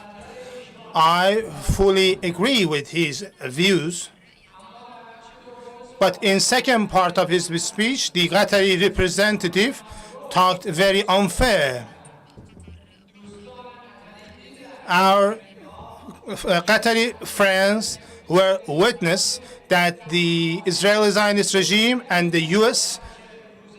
started and imposed 2 wars within 10 months against my country. The American terrorist forces in CENTCOM, in Qatar, in the Qatari Al Udeid base, they attacked our country from that base and used the aircrafts in order to attack our Natanz nuclear enrichment facility, which is fully for peaceful purposes. What was your position regarding these aggressions against my country? You did not condemn these attacks and aggression. At least we enjoyed the legitimate right to self-defense. But regarding Bahrain, The implied statements made by the Bahraini representative were made in a way that in fact an agent was talking for Israel and the United States. What was the reason to allocate some spaces to the Americans to establish this base in Bahrain? So Bahrain is a small country, and 3 million square meters have been allocated to American forces in the shape of the bases or hotels or residences. So this is the 5th American Navy fleet, which is used against my country to attack my country. They have been attacking military, civilian, industrial, as well as recreational centers in my country. They used these facilities to attack my country. It has been for 40 years that you are paying the salaries of the U.S. forces in your country. Today, it has been clear that these bases are solely created against the benefits and interests of the Islamic Republic of Iran. We had not taken any action because we were waiting to see the function of these bases. Today, it was clear in these 2 aggressive wars against us, you are accomplices. Bahrain and the Bahraini government.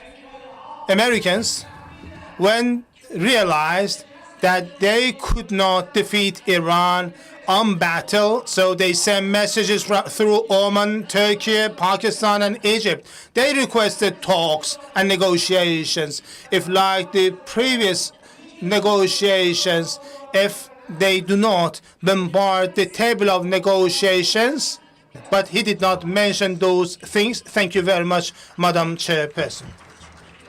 Now I call Rwanda. Please Thank you, take Madam into President. considerations that you have only 2 minutes. Thank you, Madam President. I take the floor to dismiss the repetitive and the false accusations by the Democratic Republic of Congo's delegation against my country, Rwanda.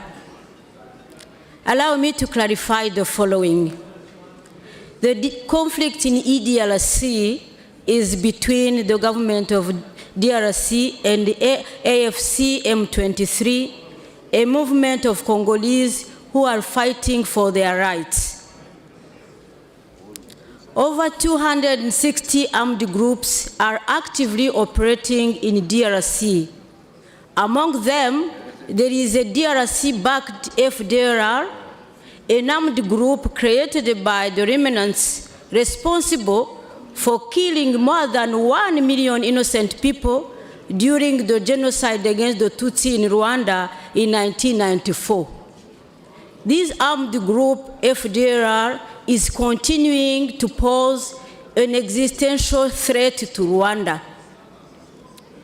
On 27th of June 2025, at Washington, D.C., Rwanda and DRC signed the peace agreement aimed at bringing lasting peace to the DRC and the region.